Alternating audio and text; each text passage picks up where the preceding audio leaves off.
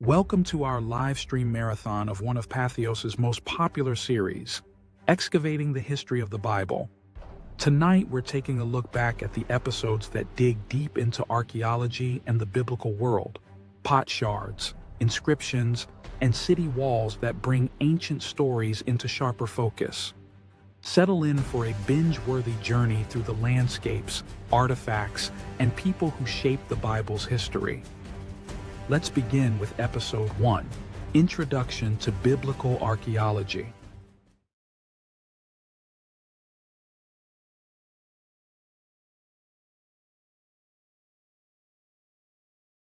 When I hear the term biblical archaeology, Indiana Jones immediately springs to mind, mostly because the two best Indiana Jones movies happen to involve artifacts mentioned in the Bible. But archaeology in practice looks a lot different from archaeology on screen.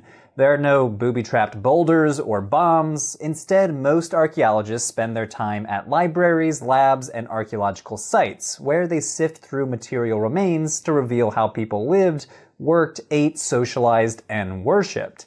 And when it comes to biblical archaeology, well, that opens up a whole new set of issues. See, archaeology is the study of material remains, and the Bible, obviously, is a text. In the family of archaeology, a lot of professionals view biblical archaeology as an odd sibling because it's a field that allows a text to set the agenda, allows a text to set the questions we ask of the material data. However, as the archaeologist Aaron Brody argues, archaeology is notoriously bad at answering questions related to short-term or political history.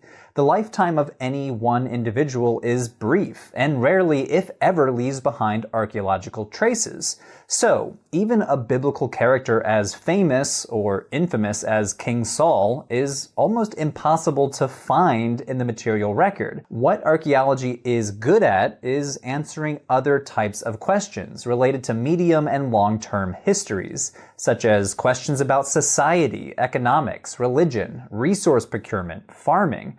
From excavations at these sites, researchers can piece together information about a bunch of different aspects of daily life, such as how did they manufacture their pottery, who did they trade with, what crops did they farm, what animals did they domesticate, what did their houses look like. Topics rarely covered in biblical texts. Archaeology is less equipped to detail the sort of exciting stories we see in the Bible. Abraham's travels from Ur to Canaan, the exploits of Samson versus the Philistines, royal rivalries between King Saul and the future King David. For that information, we have to disentangle the texts and textual layers preserved in the Hebrew Bible, texts that are often written centuries after the events they describe. In this series, we will examine what archaeology reveals about the cultures mentioned in the Bible. And while we'll discuss the biblical text when it's relevant, I want to focus primarily on the material evidence. But first, we have to look at the discipline's earliest explorers, whose discoveries, methods, and theories forever changed the way we think about the Bible. Let's start with someone that many consider to be the father of biblical archaeology, the 19th century biblical scholar and minister Edward Robinson. Like many of his peers, he viewed the Bible as a fundamentally historical document, a key to unlocking the biblical past. And his theological training motivated him to seek out evidence for biblical sites, people, and events on the ground as a way to prove the veracity of the Bible. So, equipped with the Bible on one hand and a map in the other, Robinson set out for the Holy Land in 1838 on a mission to identify the location of places mentioned in the Bible. And he was pretty good at it. He and his team identified a bunch of archaeological sites by matching modern Arabic place names with their hypothesized ancient Hebrew names as they would have been known in the biblical text.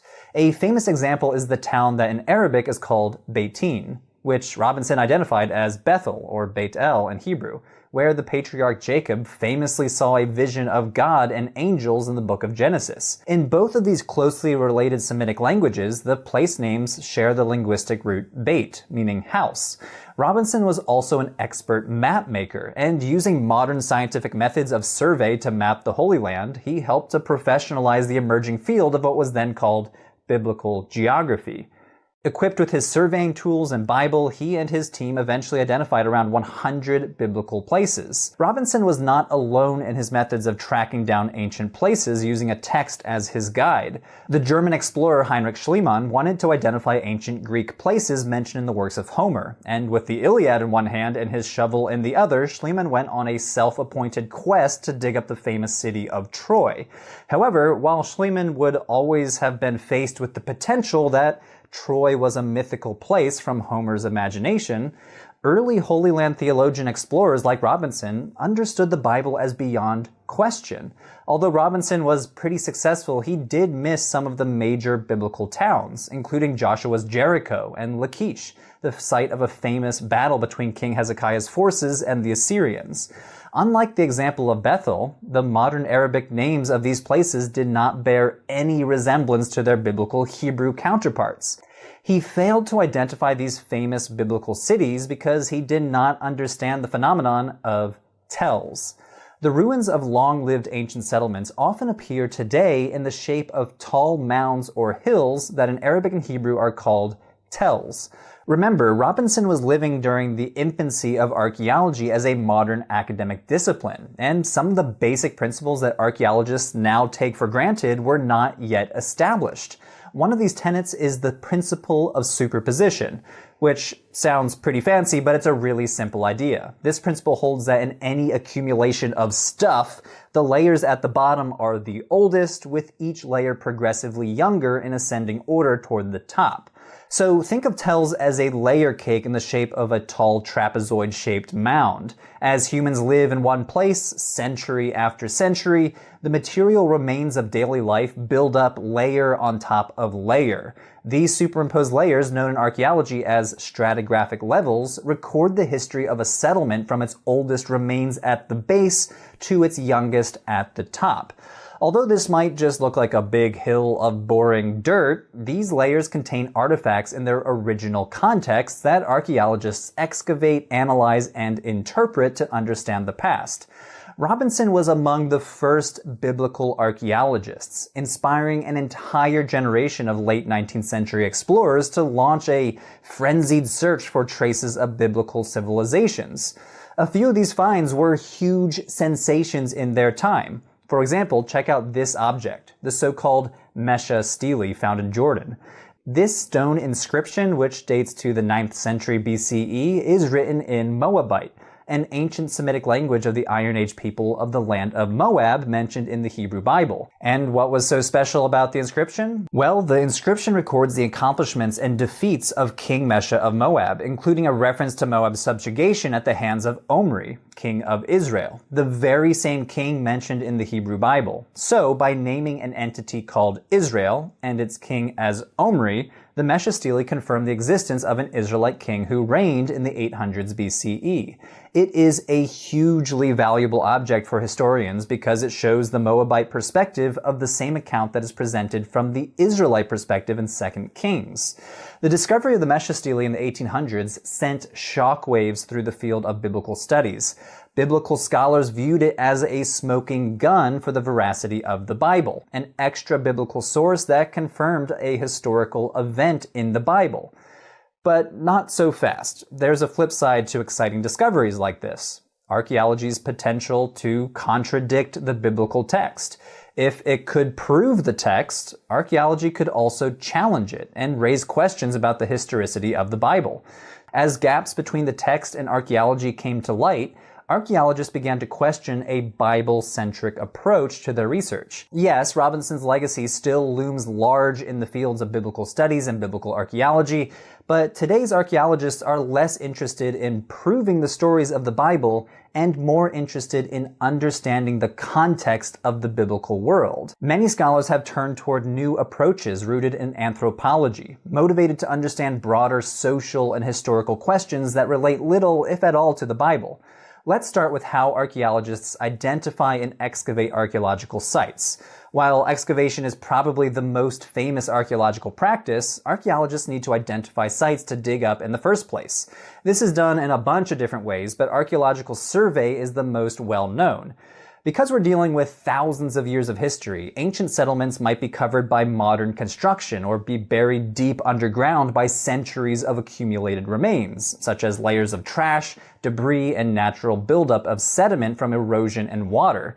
In order to identify these sites, archaeologists conduct pedestrian surveys, which involves teams of archaeologists walking across open terrain collecting archaeological finds from the surface. They also conduct aerial surveys, using visual and multispectral imaging from drones and satellites, and geophysical survey methods, such as ground-penetrating radar and magnetometry, both of which can help an archaeologist figure out what might lie buried underground. Once an area of ancient remains is identified, the next step is excavation. Excavation involves digging targeted areas with the goal of finding out the basic history of the site through analyzing its stratigraphy, meaning the site's superimposed layers that I mentioned earlier.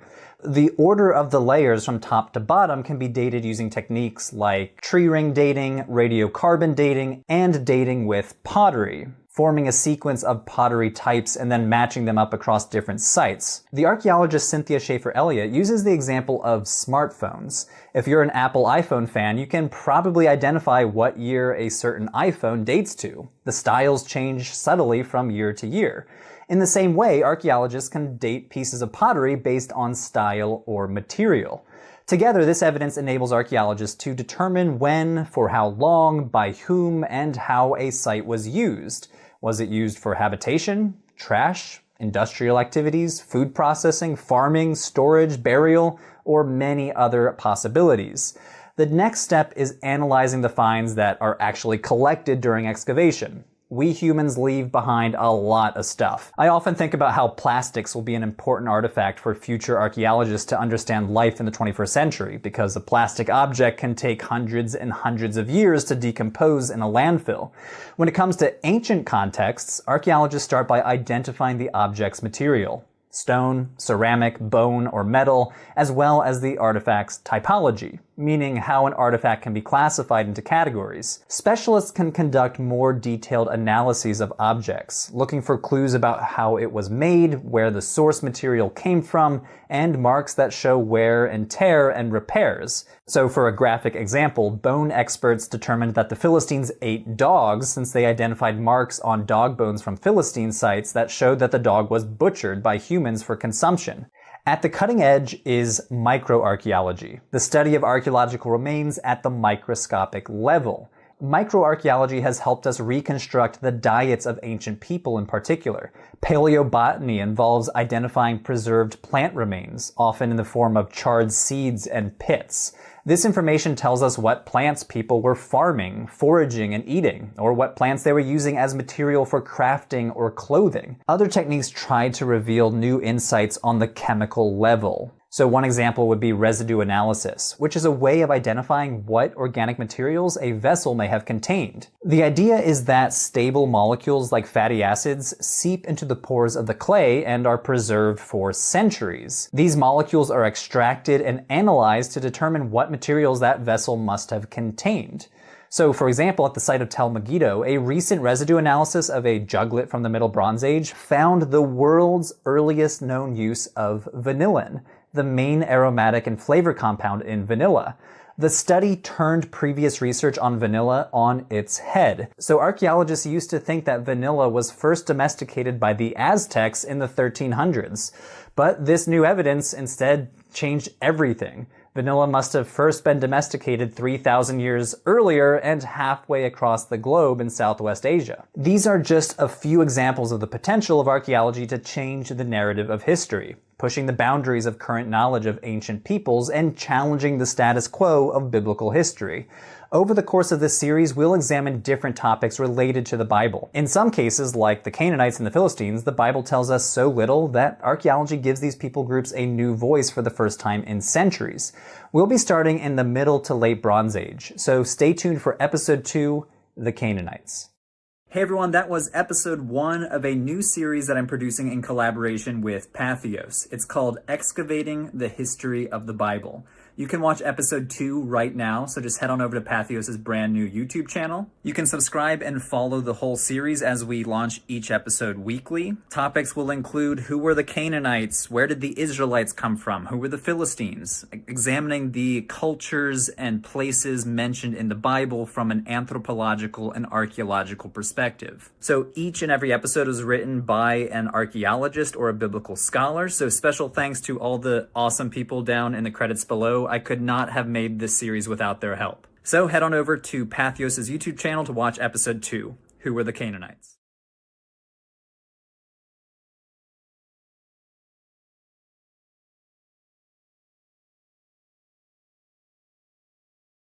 From tools and trenches to the stories in the soil, we move from how archaeology works to the world of the Canaanites. Urban centers, palaces, and diplomacy shaping late Bronze Age life. Here's something fascinating before we continue. The Amarna letters were written mainly in Akkadian cuneiform, the diplomatic language of the day. And here's another detail worth noting. Edward Robinson is often called the father of biblical archaeology for linking ancient sites to modern place names. All right, let's step into Canaan.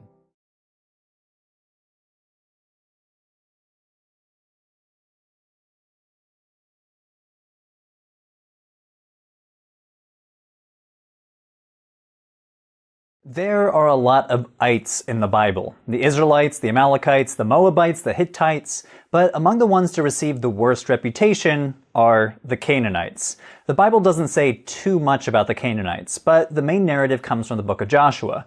The Canaanites were a people destined to be conquered. After Moses' death, Joshua was called to lead the people of Israel into the land of Canaan, a land today roughly spanning the modern state of Israel, the West Bank, the Gaza Strip, Jordan, Lebanon, and southern Syria. Upon entering the land, Joshua and the Israelites defeat Jericho, a strong-walled Canaanite city, but they continue to do a lot of conquering, culminating in Joshua 12, which lists 31 Canaanite kings whom Joshua and the Israelites apparently defeated. The focus is somewhat different in the book of Judges. Here we get lots of statements about the Israelite tribes not driving out Canaanites, nor destroying their cities. The focus is very much on the Israelites as God's chosen people, and the Canaanites as conquered peoples that continue to infiltrate the Israelites and lead them astray. But let's set aside Joshua and Judges for a moment as we turn to the archaeological evidence to answer the question, who were the Canaanites, and what happened to them? Archaeologists view the Canaanites as the main population and native cultural group of the Bronze Age in this region before the appearance of the Israelites. And as we'll see from the archaeology, the Canaanites lived in big cities, worshipped in big temples, and survived under the thumb of the Egyptian Empire. Let's focus in on the 1300s BCE. Canaan during the Late Bronze Age. This was a region on the edge of Egyptian imperial control. Though not a significant center of power, Canaan played a crucial role as a cultural and commercial crossroads. See, there were two major road systems, the coastal route and the King's Highway, that connected Egypt with Syria, Mesopotamia, and ultimately the whole Aegean world via the Mediterranean coast.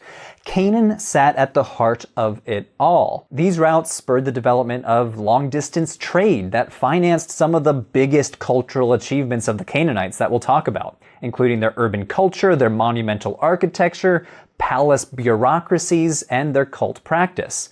I want to focus on the 1300s because we get a pretty clear snapshot of the political situation in Canaan during this time because of the Amarna letters, a huge cache of clay tablets discovered in Egypt dating to a few decades in the Late Bronze Age. Basically, they comprised an administrative archive. Of the almost 400 known tablets, a big percentage of them record correspondences between Egyptian officials and the kings of small city-states in Canaan.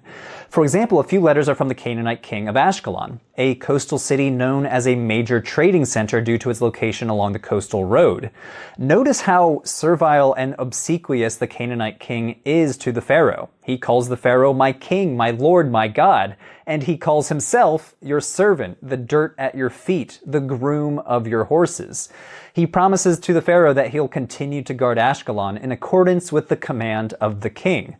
Another letter is from the king Abdi-Heba, from a city you might have heard before, Urushalim, or Jerusalem. King Abdi-Heba begs the pharaoh to send reinforcements as he skirmishes with other Canaanite city-states. Letters like these are important in reconstructing Canaanite society, as well as political, economic, and religious relations with the Egyptians. They clearly illustrate the tight Egyptian grip on the region. Canaanite kings were sending them tribute, acting as vassals of the Egyptian empire, and begging the Egyptian leaders to settle disputes. This control is also evident in just how much Egyptian stuff turns up in Bronze Age excavations in the region. For example, check out the city of Beit Shan, located a few kilometers south of the Sea of Galilee. On top of the Tell, archaeologists discovered an Egyptian administrative center, including an Egyptian temple, the house of an Egyptian governor, and Egyptian inscriptions. These remains suggest that a bunch of Egyptians must have been stationed at different Canaanite sites, serving both administrative and military functions despite the distance from the Egyptian heartland. Overall, the role of Egypt in the Late Bronze Age was not to colonize Canaan, but rather to administer the collection of tribute, to impose security arrangements, and enforce a semblance of order on the quarrelsome Canaanite rulers. The material evidence from Late Bronze Age Canaan provides an excellent case study for identifying political activities of a dominant and imperialistic Egyptian power. Another thing we learn from the Amarna letters is that the Canaanites were by and large an urban civilization. The region was basically a collection of city-states. The tablets mention approximately 20 of them. This includes Jerusalem, as well as lesser-known cities like Megiddo, Gezer, Hatzor, and Ashkelon, all major Canaanite cities that you can visit to this day.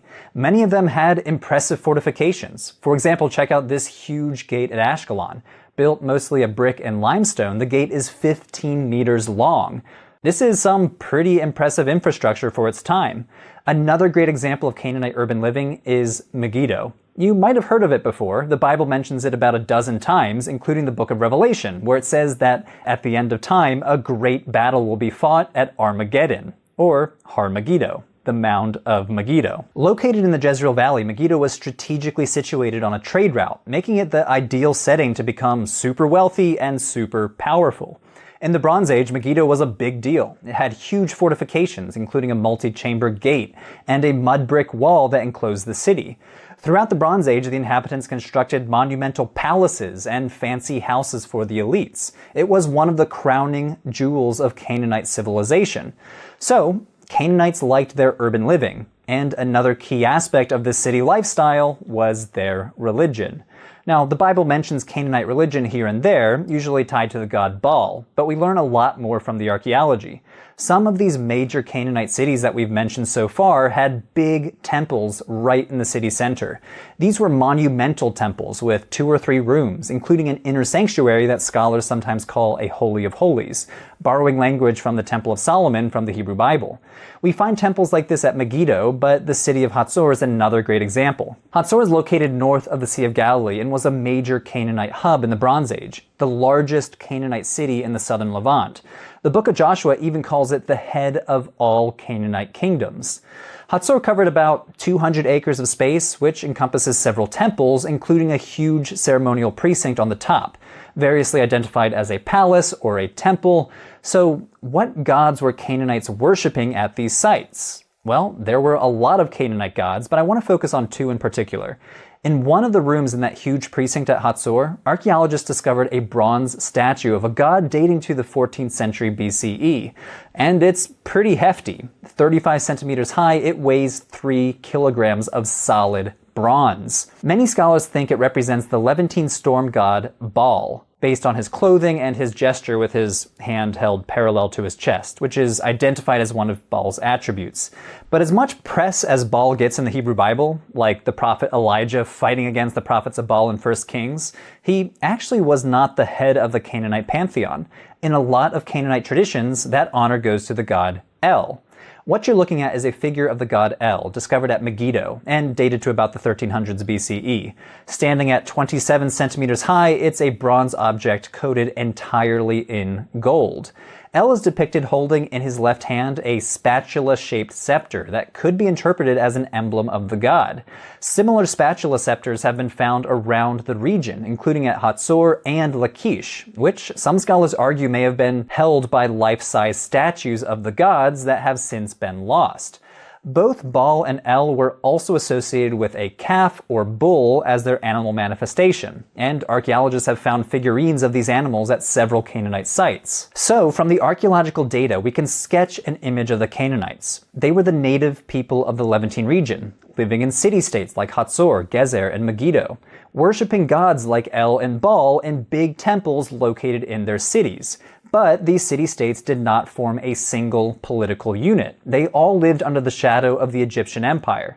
While the book of Joshua says that the Israelites invaded Canaan after fleeing Egypt and destroyed the Canaanites, the archaeological data appears to primarily say that the Egyptians dominated the Canaanites. Numerous excavations and a bunch of contemporary written documents in the form of the Amarna letters give us a pretty good picture of the Canaanites, their beliefs, and their traditions during the Late Bronze Age. Yes, most of this period was characterized by an Egyptian dominance and influence, but Canaan served as a cultural crossroads of the region that was essential to Egyptian strategic goals. But Canaanite culture, for all of its achievements, was not to last. The so-called Late Bronze Age collapse was a time of economic and environmental turmoil, leading to the fall of superpowers like the Hittite Empire. Canaanite urban society could not be sustained following the collapse of the Late Bronze Age and the implosion of long-distance trade. In the decades that followed, the Canaanites gradually transformed culturally as new groups emerged, including the Phoenicians, the Israelites, and the Philistines.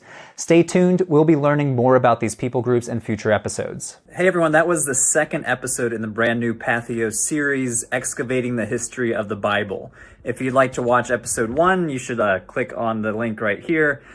Stay tuned for episode 3, which will be focusing on the origins of the Israelites.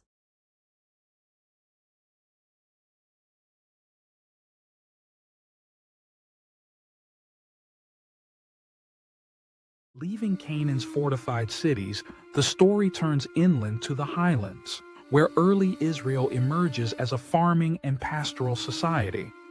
Quick fact from the dig sites: the Merneptah stele, dated around 1208 BCE, is the earliest mention of Israel in the archaeological record. One more insight before we roll. Scholars caution that the Hebrew mentioned in the Amarna letters are not the same as the Hebrews. Let's head to the hill country.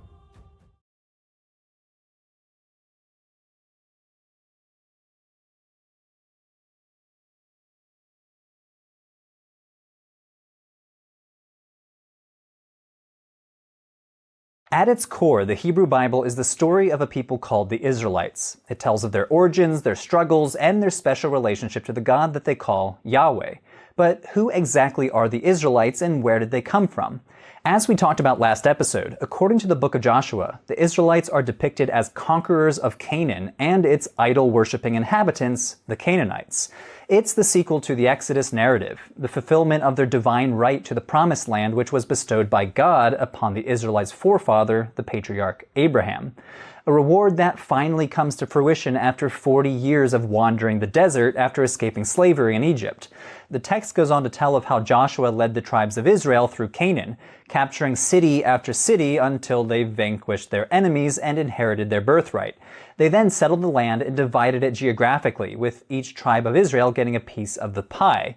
But the origins of the Israelites in the archaeological record is not so clear-cut. That's because the book of Joshua was not written at the same time as the events it describes. In fact, the text contains certain details that reveal that the story was written long after these events.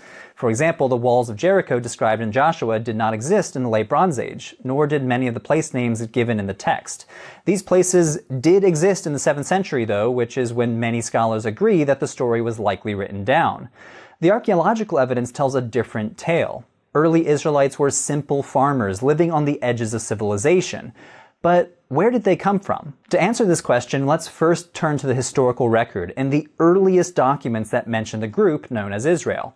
This is the Merneptah stele, a 10-foot tall black granite stone discovered in Thebes by the famous Egyptologist Sir Flinders Petrie in 1896.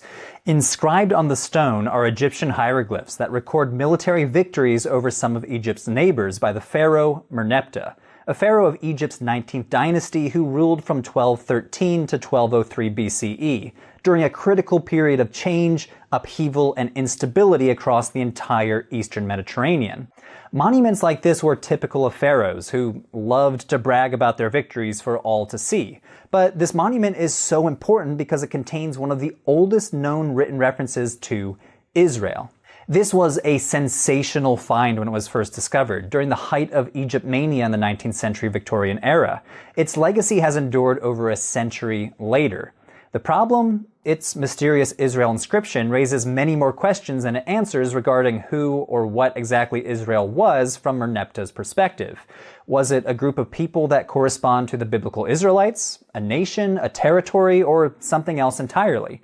Let's take a look at the details. The ancient Egyptian language provides some clues. See, the name Israel appears alongside several adversaries that Merneptah claims to have defeated, including the city of Ashkelon. The monument lists these enemies in a number of ways, such as by their general region, such as Canaan, or by their capital city, such as Ashkelon. In the Egyptian language, foreign countries, cities, and provinces are linguistically feminine. But when referring to Israel, the inscription marks it differently. It uses a different determinative, a linguistically masculine marker that indicates a foreign people. Why use the linguistic marker for people rather than land or nation? In this case, Israel may refer to a society, a coherent group of people who shared a collective identity. Based on the inscription, some biblical scholars interpret Israel as a tribe that may derive its name or identity from an ancestor by the same name. The stele goes a step further, triumphantly claiming that Israel's seed has perished, a phrase that is not applied to the other entities listed in this victory stele. These clues tell us about how the Egyptians viewed Israel as something different from the other entities that they list. It's not a land like Canaan or a city like Ashkelon, but a people who, according to the Egyptians, perished by around 1207 BCE as a result of their military defeat. But there's a twist to the story. Although long thought to be the oldest inscription mentioning Israel, a new artifact might take the crown from the Merneptah stele. The late scholar Manfred George translated an even older fragment of an Egyptian text called by the super creative name AM 21687, which is housed in the New Museum in Berlin. He argued that the inscription includes the name of Israel on a damaged portion of the inscription, which has been confirmed by other scholars in recent years. But in this case, the name refers to a topography or a region rather than naming a people group like the Merneptah stele. Some biblical scholars and archaeologists suggest that the fragment could date to the reign of the pharaoh Haramhab, who ruled from 1319 to 1292, or Pharaoh Ramses II, who ruled from 1279 to 1213 BCE. But in either case, it could indicate an even older existence of an entity called Israel before Merneptah. Now, the Amarna letters contain equally mysterious references to a group in Canaan who are called the Habiru or Aparu, a word that means dusty or dirty. In one letter, the king of Byblos complains to Pharaoh that all of my cities, which are situated in the mountains or along the sea, have sided with the Habiru people.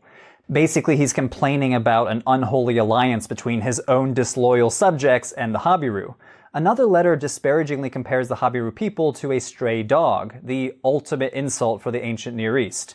Eventually, more sources with this name appeared from across the Near East, from sites in Egypt, Syria, Canaan, and Mesopotamia.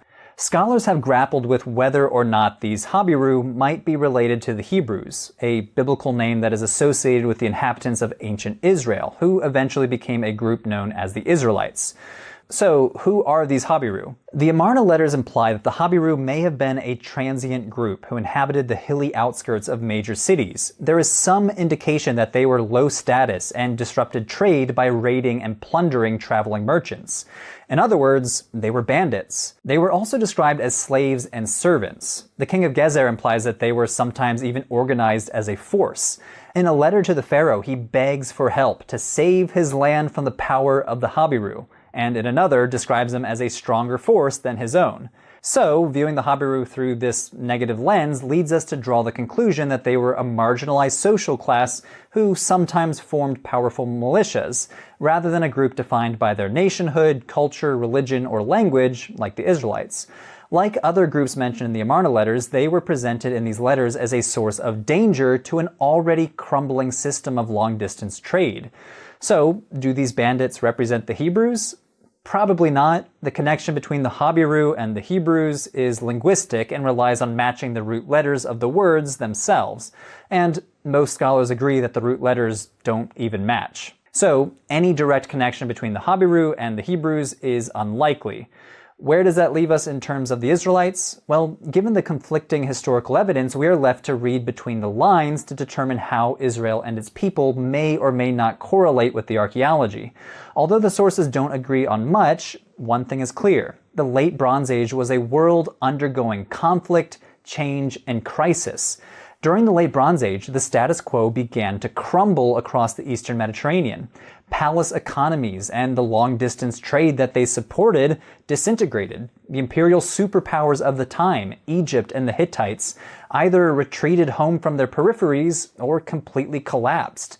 People were on the move, migrating in droves from the Aegean to the Levant. A letter from the palace archive of a coastal Syrian city dated to around 1207 BCE bore witness to burning cities. "My father, now the ships of the enemy have come. They have been setting fire to my cities and have done harm to the land." Another letter from the same city paints an even bleaker picture. "The gates of the house are sealed. Since there is famine in your house, we shall starve to death." This letter may have been sent from the inland city of Amar, showing just how far the disruption had spread, with famines raging from central Anatolia all the way to Egypt. The shockwaves of these changes reverberated around the region. Some existing cities were abandoned, but new ones were founded in the highlands and along the coast, and new groups of people settled in the area. Some of the new groups included the Philistines, who settled on the coast, and the Israelites, who gravitated toward the difficult terrain of the rural highlands to establish new villages away from the Canaanite urban centers. The collapse of the Late Bronze Age burst the bubble of long-distance trade, a lucrative enterprise that had propped up Canaanite palace economies and urban centers for centuries.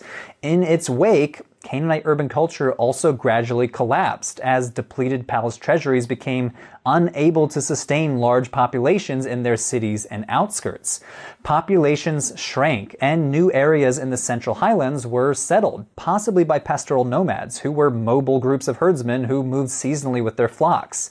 These new highland villages were located in marginal environmental zones between the Jezreel Valley to the north and the Beersheba Valley in the south. The hilly topography made farming really difficult, with limited crop yields that could only support small populations, especially in the arid south.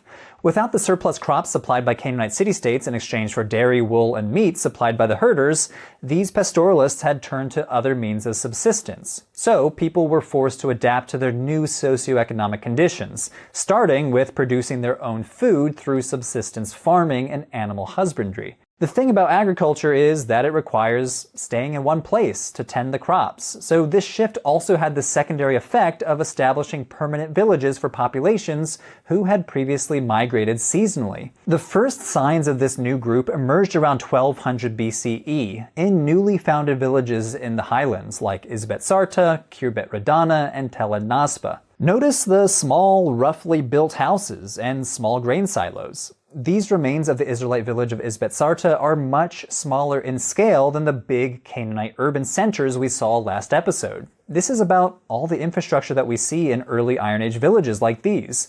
No public buildings like palaces, no temples, no water systems or city storehouses. All of this would slowly appear again a few hundred years later. These remains tell us that the early Israelites appear to have lived a simple and egalitarian lifestyle of small-scale farming and herding. They shared living space, they shared labor, livestock, and silos for storing grain. From the 12th century through about the 8th century BCE, settlements that were scattered sparsely in the hills at first eventually grew to number in the hundreds as the Israelite population grew. They gradually formed a network of villages, towns, and fortified centers that transformed over time into important Israelite highland cities such as Shiloh, Bethel, and Jerusalem. So, the simplest explanation for the origins of the Israelites might be the closest to the mark. As scholars Israel Finkelstein and Neil Asher Silberman argue in their book, The Bible Unearthed, the emergence of early Israel was an outcome of the collapse of the Canaanite culture, not its cause. And most of the Israelites did not come from outside Canaan, they emerged from within it. How do we know that these settlements were uniquely Israelite? Well, these villagers developed new forms of material culture, such as the collar-rimmed jar, which is often used as a marker of Israelite identity. They also developed distinctive architecture, such as the pillared 3- or 4-room house. They appear to have adopted new dietary rules too, in part avoiding eating pigs. Finally, they developed new religious practice centered on the worship of the God of Israel. This explanation of a gradual transition from Canaanites to Israelites also helps to explain why vestiges of Canaanite culture endured among Israelite populations for centuries. The Israelites set up open-air cult sanctuaries on hilltops where worshippers would go to deposit religious figurines. Female figurines were especially popular and may have represented Asherah. Now, of course, the emergence of any people group is an incredibly complex process, and archaeologists continue to debate the origins of the Israelites. Archaeologists see continuity with Canaanite culture, such as pottery derived directly from Canaanite styles, as well as the continuity with Canaanite cultic practice, such as the Asherah figurines. But archaeologists also note discontinuity from Canaanites of the Bronze Age, like the new settlement patterns and more egalitarian social structure exemplified by these small hamlets in the central hill country, a far cry from the grand urban lifestyle of Canaanite cities like Ashkelon, Hatzor, or Megiddo. Scholars of the past few decades have offered modifications of this pastoral Canaanite model that I've outlined in this video.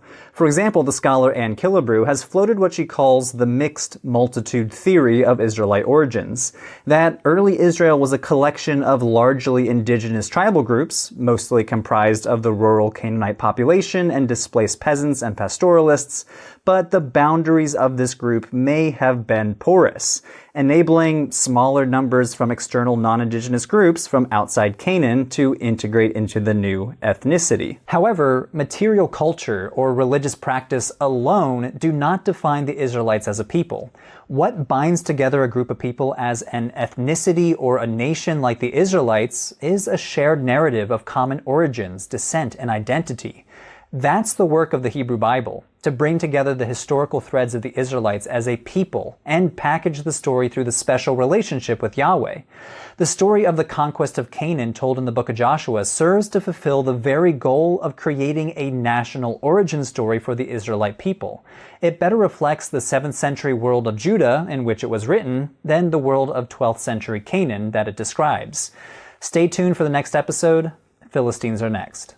That was episode 3 of Patheos' new series, Excavating the History of the Bible, where we explore the world of the Bible through the lens of archaeology. Click on the playlist on screen to watch the first 2 episodes.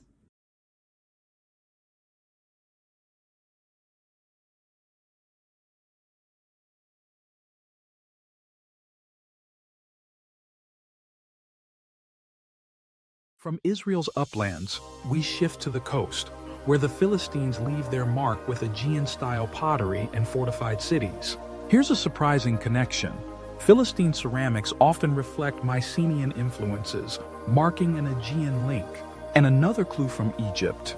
Earliest Philistine references appear in Egyptian inscriptions, tracing their arrival.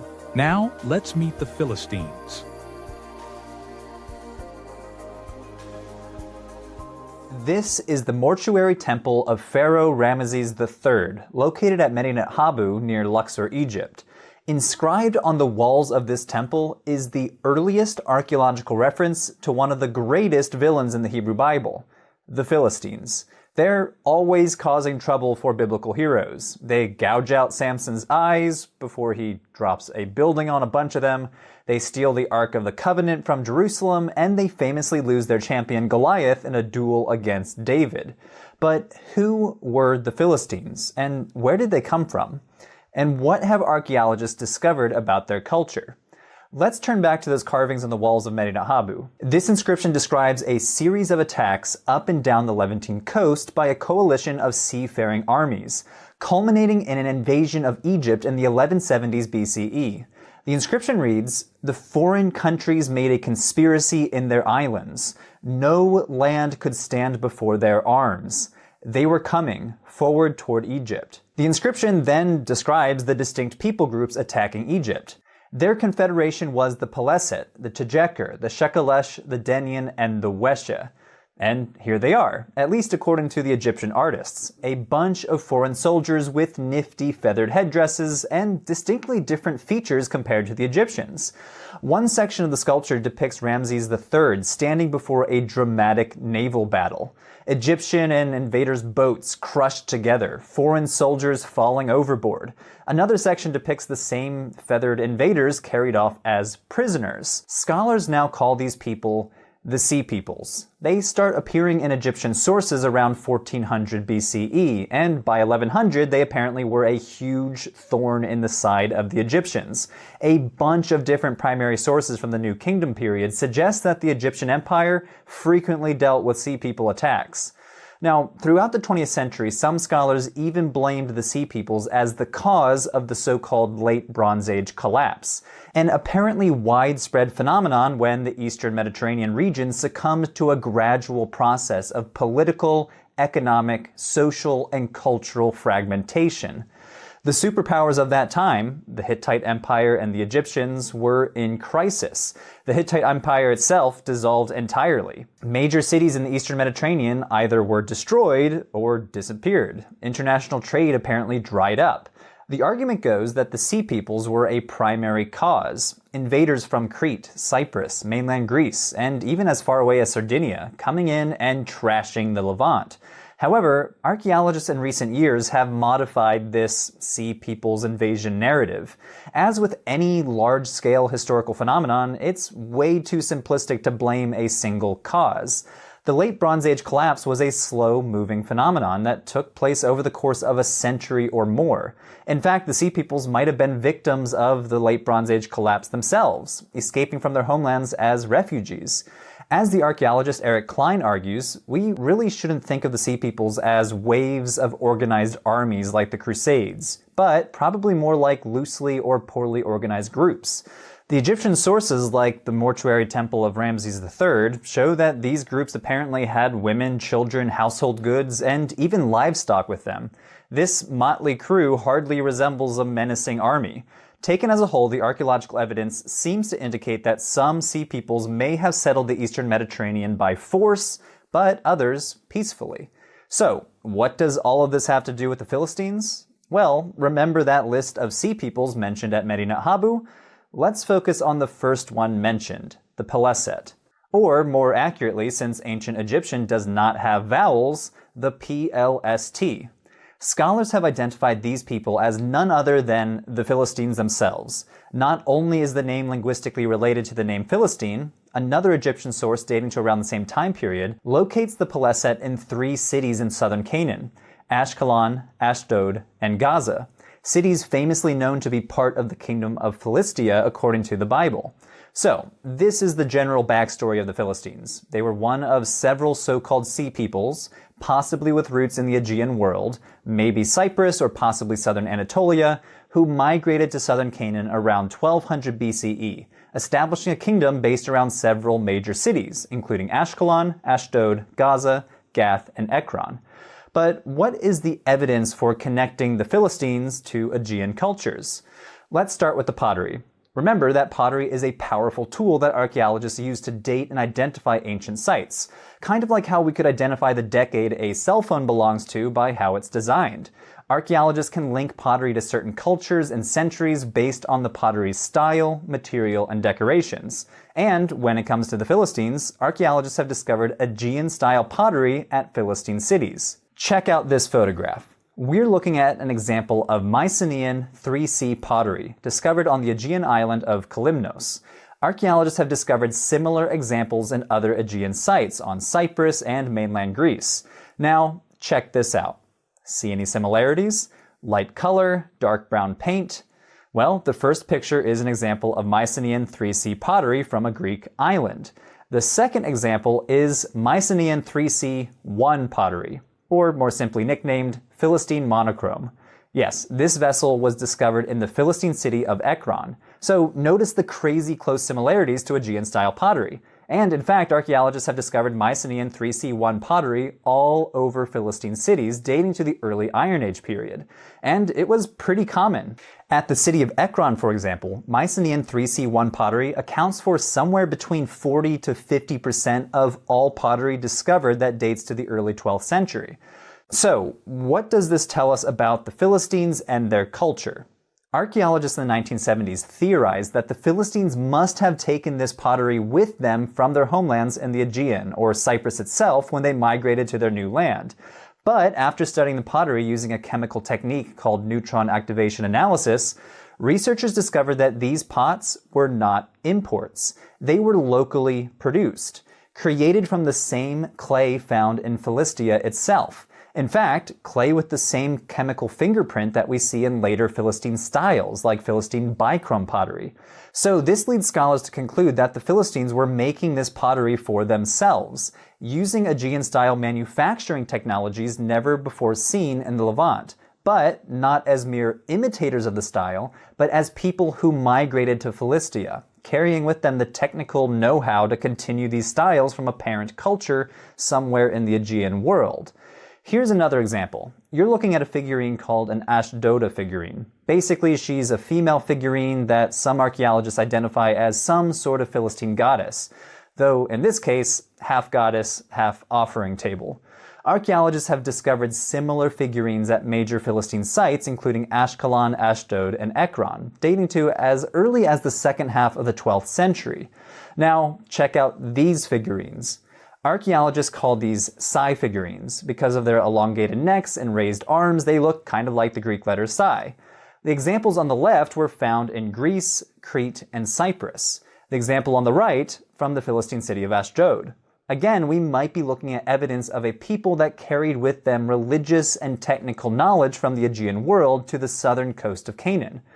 What about the Philistine diet? Well, according to archaeological data, Philistines apparently ate pig and dog meat, which reflect the dietary practices of Aegean cultures, but not those living in Canaan. Let's start with the pigs. In the Iron Age 1 period, we see higher frequency of pig bones at Philistine sites compared to neighboring sites. At Ashdod, almost 15% of all bones discovered by archaeologists were pig bones. Iron Age Gath? Well, between 13 and 16%. Outside of Philistia, pig bones are much more rare. This may point to higher rates of pork consumption among the Philistines. The theory goes that the Philistines brought pig culture with them from their homelands around the Aegean to the Levantine coast. Analyses of the pig bones found at these sites show that they are genetically related to European pigs. And in fact, wild boars today in Israel and the Palestinian territories are more genetically similar to European boars than those found in surrounding cultures. The Philistines also apparently ate dog meat. While dog bones are a fairly rare find in late Bronze Age Canaanite sites, at the dawn of the early Iron Age, we suddenly see a big spike in dog bones at Philistine sites. And these bones seem to point to evidence of food preparation and consumption. So, for example, archaeologists have noticed cut marks on dog bones that indicate that the Philistines were butchering dogs, and discoloration on the bones implies that they were roasting the meat.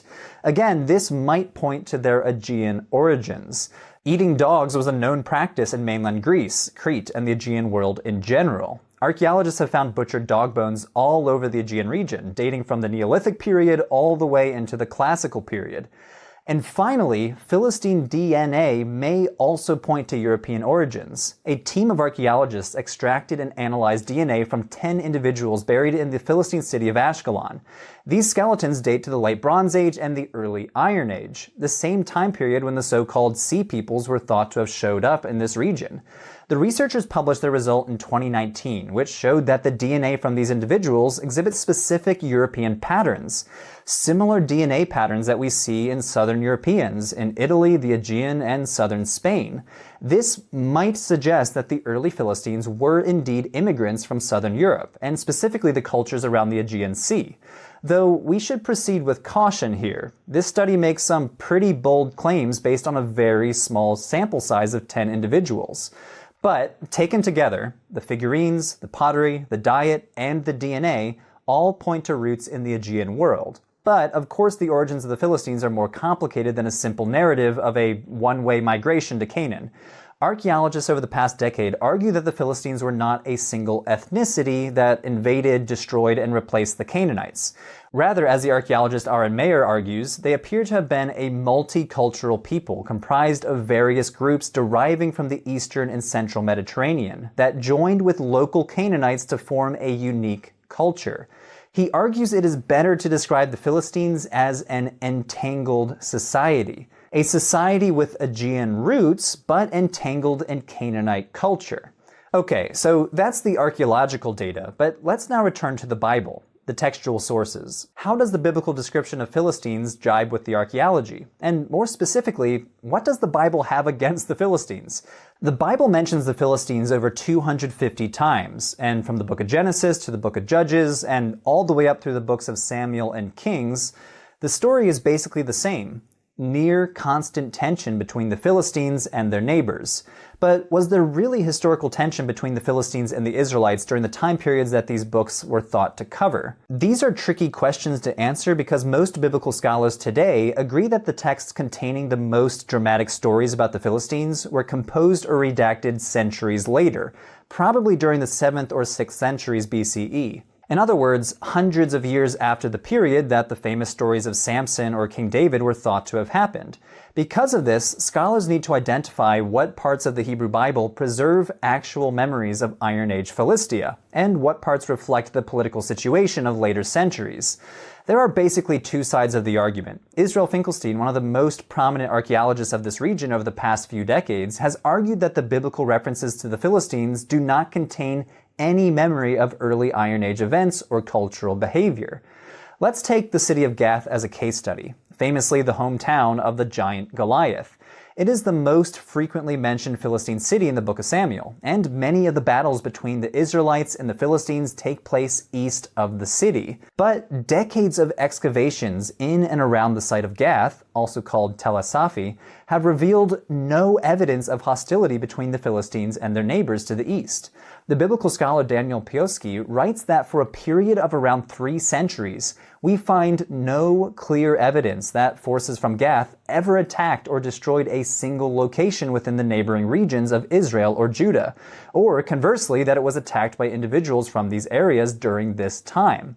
In fact, the archaeological record seems to indicate the opposite was true, as there's evidence that Gath was actively engaging in economic and cultural exchange with its neighbors to the east. The Philistine religion is another possible example of archaeology telling a different story than the text. The Bible suggests that the main Philistine god was a male god named Dagon. But the most common religious paraphernalia that we find in Philistine sites are those female figurines that we mentioned earlier, and the mention of a female goddess on an inscription found in the Philistine city of Ekron, which suggests that the main god was a goddess, not Dagon.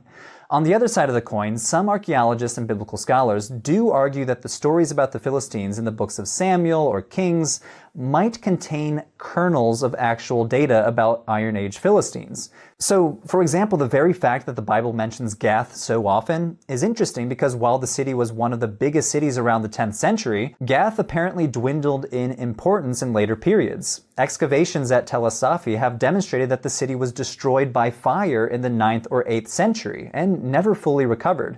So this leads the ancient historian Itamar Singer to argue that the Hebrew Bible includes at least a memory of Iron Age Philistia, even if the text includes some pretty obvious anachronisms. Overall, the Philistines are the subject of some of the most recent and cutting-edge archaeological studies.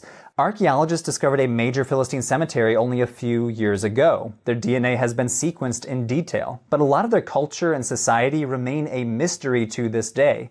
If you'd like to learn more about the Philistines, I'm including a bibliography in the description below, as well as links to excavations at Tel Asafi, Ashkelon, and Ekron. Thanks for watching, and stay tuned for the next episode. Hey everyone, that was episode 4 of Patheos' new series, Excavating the History of the Bible. Click on the link on screen to watch the first 3 episodes, and stay tuned for episode 5, Iron Age Jerusalem.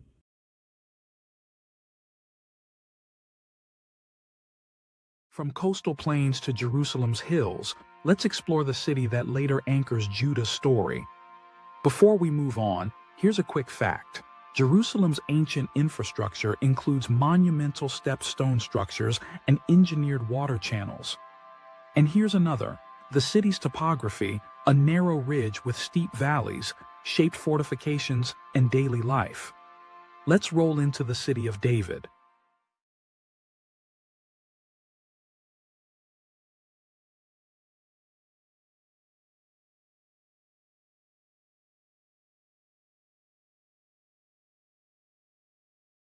Looking at Jerusalem today, it would be easy to assume that the ancient city of the Canaanites, and later the Israelites, was originally located outside the old city walls that still dominate the skyline of the city today.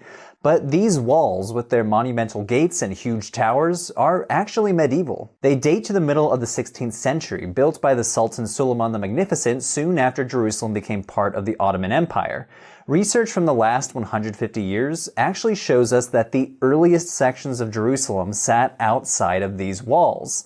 In this episode, we'll examine exactly where the biblical city was located and how it developed over time. Jerusalem is complicated, especially if you haven't been there. It sits in the middle of a mountain range about half a mile above sea level, surrounded by limestone hills and crisscrossed by deep valleys in between. A good way to think about Jerusalem is by thinking of two main lines of hills, one on the west, one on the east, with a valley in between each one. This is the main core of the city. The famous Dome of the Rock stands out on the eastern side, and the hill across from it is the Western Hill. You really can't see the central valley anymore because over time it has been filled with debris since antiquity. On the outside of the eastern and western hill lines, there are two deep and prominent valleys, the Hinnom Valley on the west and south, and the Kidron Valley on the east. So, where exactly was the earliest city of Jerusalem located? By examining the writings of 19th century explorers and the first modern maps of Jerusalem, it's clear that all scholars thought that the city of the Jebusites and David was founded on the western half of the city. You might remember the American scholar and explorer Edward Robinson mentioned in episode 1. He is one scholar among many who assumed that the biblical city of David was located here.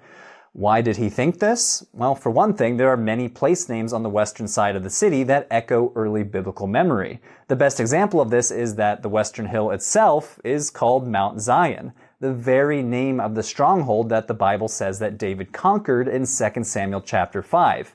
If that wasn't enough, the high tower that stands on the north side of Mount Zion, just inside today's Jaffa Gate, is named the Tower of David, and the traditional tomb of King David is also located on the Western Hill. Early modern scholars interpreted this as a claim that the city of David and Solomon must be on the Western Hill. Seems like a slam dunk, right? Not so fast. Remember, archaeology wasn't even in its infancy yet. By the time Robinson died in 1863, even the most basic of excavations had not been carried out in the city. What we today would call scientific archaeology did not begin in Jerusalem until the excavations by a British archaeologist named Kathleen Kenyon almost a century later. So there was no way to scientifically test the idea that David's city sat on the Western Hill. Excavations finally began in Jerusalem just after Robinson died, and the new data that started to emerge turned all of the theories upside down. Earliest Jerusalem was not on the Western Hill after all, but instead on the much lower, smaller, and less prominent southeastern ridge. Looking at the old city today, you would never guess that the city of biblical lore sat outside the monumental walls, and it would take several decades longer for this view to become the scholarly consensus. But over time, even more archaeological evidence eventually led all scholars to accept that the earliest Jerusalem was not where they once thought. So, why did ancient Jerusalem's first inhabitants establish the city on the small and less significant southeastern hill? There is probably a simple answer. At the foot of the eastern side of this hill bubbles the city's only regular source of fresh water, which is known in the Bible as the Gihon Spring. At this strategic spot, Jerusalem's inhabitants clustered near the spring and eventually built a city around it. Some of the earliest pottery in Jerusalem was found in this area. The first defensive walls of Jerusalem were built around the spring and its neighboring hill, a small ridge that plunges down from just underneath Al-Aqsa Mosque today. This ridge is surrounded by valleys on all three sides, making it easily defensible. However, Jerusalem remained vulnerable to its northern side, which has nearly always been the point of access for conquering armies throughout history. From the Babylonians to the Romans to the Crusaders, they all breached Jerusalem's walls from the north. Most scholars believe that the first textual references of Jerusalem comes from Egyptian execration texts, curses against rulers and their cities that were written down on clay figurines or pieces of pottery. The name of Jerusalem and its king, Yakar Amu, is recorded on one of these texts. We can also learn about late Bronze Age Jerusalem from the Amarna tablets, which we discussed in episodes 2 and 3. The Amarna tablets are a huge cache of tablets discovered in Egypt that record diplomatic correspondences between Canaanite kings and the Egyptian pharaohs. One group of them came from the ruler of Jerusalem himself, who was named Abdi-Heba. Altogether, we have 6 such letters from Jerusalem. They show that Jerusalem was a kind of localized city-state under control of the Egyptian Empire. So when we think about the fact that late Bronze Age Jerusalem must have had a centralized administration, a palace, a scribal school, and perhaps a city wall, it's kind of weird to learn that there are very few remains at all from this time period. Although we assume that the city roughly sat in the location of the earlier Middle Bronze Age, its overall character remains one of the biggest archaeological mysteries. So let's fast forward to the Iron Age when the Bible says that King David conquered the city. The story in 2 Samuel chapter 5 is confusing, and part of the text may even be missing. The story may have also been reshaped and redacted as it was handed down before later being set in the biblical canon that we know today. The story goes something like this. According to 2 Samuel, David appears to tell his army that in order to attack the Jebusite inhabitants of Jerusalem, his army needed to get up a water shaft. In the parallel story in 1 Chronicles chapter 11, it's David's commander Joab who attacks the Jebusites first. But there's a problem. Because the Hebrew word that refers to this water shaft is used only twice in the entire Bible, it's not exactly clear how to understand the term. Does it refer to a vertical shaft, a horizontal tunnel, or something else entirely? Now, this hasn't stopped some from suggesting that they know exactly where this water shaft was. Remember the Gihon Spring? Well, there's a complex set of tunnels that come off in almost every direction. Some of them were dug intentionally to bring water to other parts of the city, and others were formed naturally over time by erosion. One of the vertical shafts near the spring was discovered by an early British explorer named Charles Warren. Several decades after Warren found that shaft, a French scholar theorized that this was the very shaft mentioned in 2 Samuel. So by this theory, Joab ascended the shaft and climbed into the city to surprise attack the Jebusites and open the gates for David's army.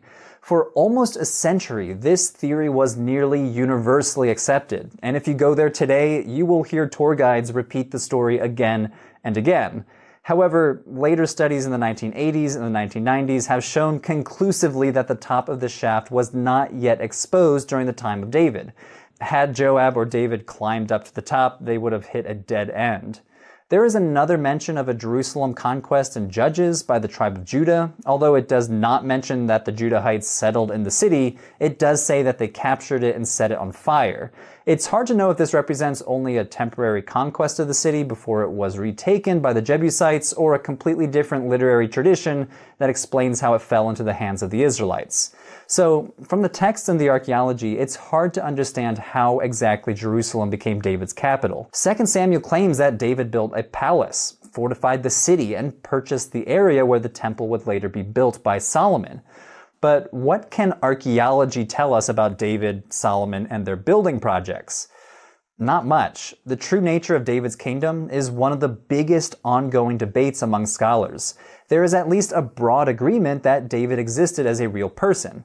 In 1993, David's name was deciphered on an Aramaic inscription from Tel Dan, a site near the northern border of the modern state of Israel. However, there are no known inscriptions that mention Solomon at all. So what about their building projects in Jerusalem? Well, the topographical setting of Jerusalem broadly fits the biblical description of each project, but few remains from the time of David and Solomon have ever been discovered. And nothing of Solomon's temple or his palace complex has come to light. And because today most of this area falls within a politically sensitive space, the Dome of the Rock Plaza called the Haram al-Sharif, it's unlikely that it will ever be excavated anytime soon. One archaeologist named Eilat Mazar has claimed to find the remains of King David's palace, just above the Gihon Spring, but very few archaeologists agree with her, because she has not been able to convincingly date the building she uncovered to David's time. But just underneath the area that she dug, there is a massive retaining wall that archaeologists call the stepped stone structure. Very creative name, I know. Because the eastern edge of this hill is so steep, ancient builders needed to construct supporting walls in order to build anything large on top. A structure this big must have supported big buildings on the crest of the hill, but archaeologists debate what it could have been. A Canaanite structure? David's palace? Another building altogether? Archaeologically, we really can't say one way or another. Ascertaining the date of the stepstone structure may help to date whatever buildings originally sat on top, but there are a few problems. First, the most recent major excavations of the retaining wall from the 1980s still have not been published.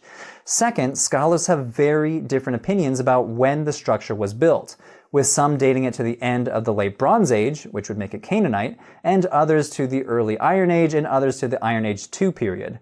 Moreover, excavations in this area remain hotly contested, as the area is part of the predominantly Palestinian neighborhood of Silwan. Pushes for new excavations in the area are thus frequently politically motivated and would disrupt the lives of the people living there today. So, scholars will continue to debate how the meager archaeological evidence related to Iron Age Jerusalem correlates to the grand city of David and Solomon described in the Bible. Does the lack of archaeological evidence for early Israelite Jerusalem mean that the Bible is just wrong about the details of David and Solomon's Jerusalem? Or was much of this early evidence destroyed by later building projects? Are we even digging in the right places? Only new data and further research can help us address these questions. Thanks for watching. That was the latest episode of Patheos' new series, Excavating the History of the Bible. Click on the playlist on screen to catch up on the whole series.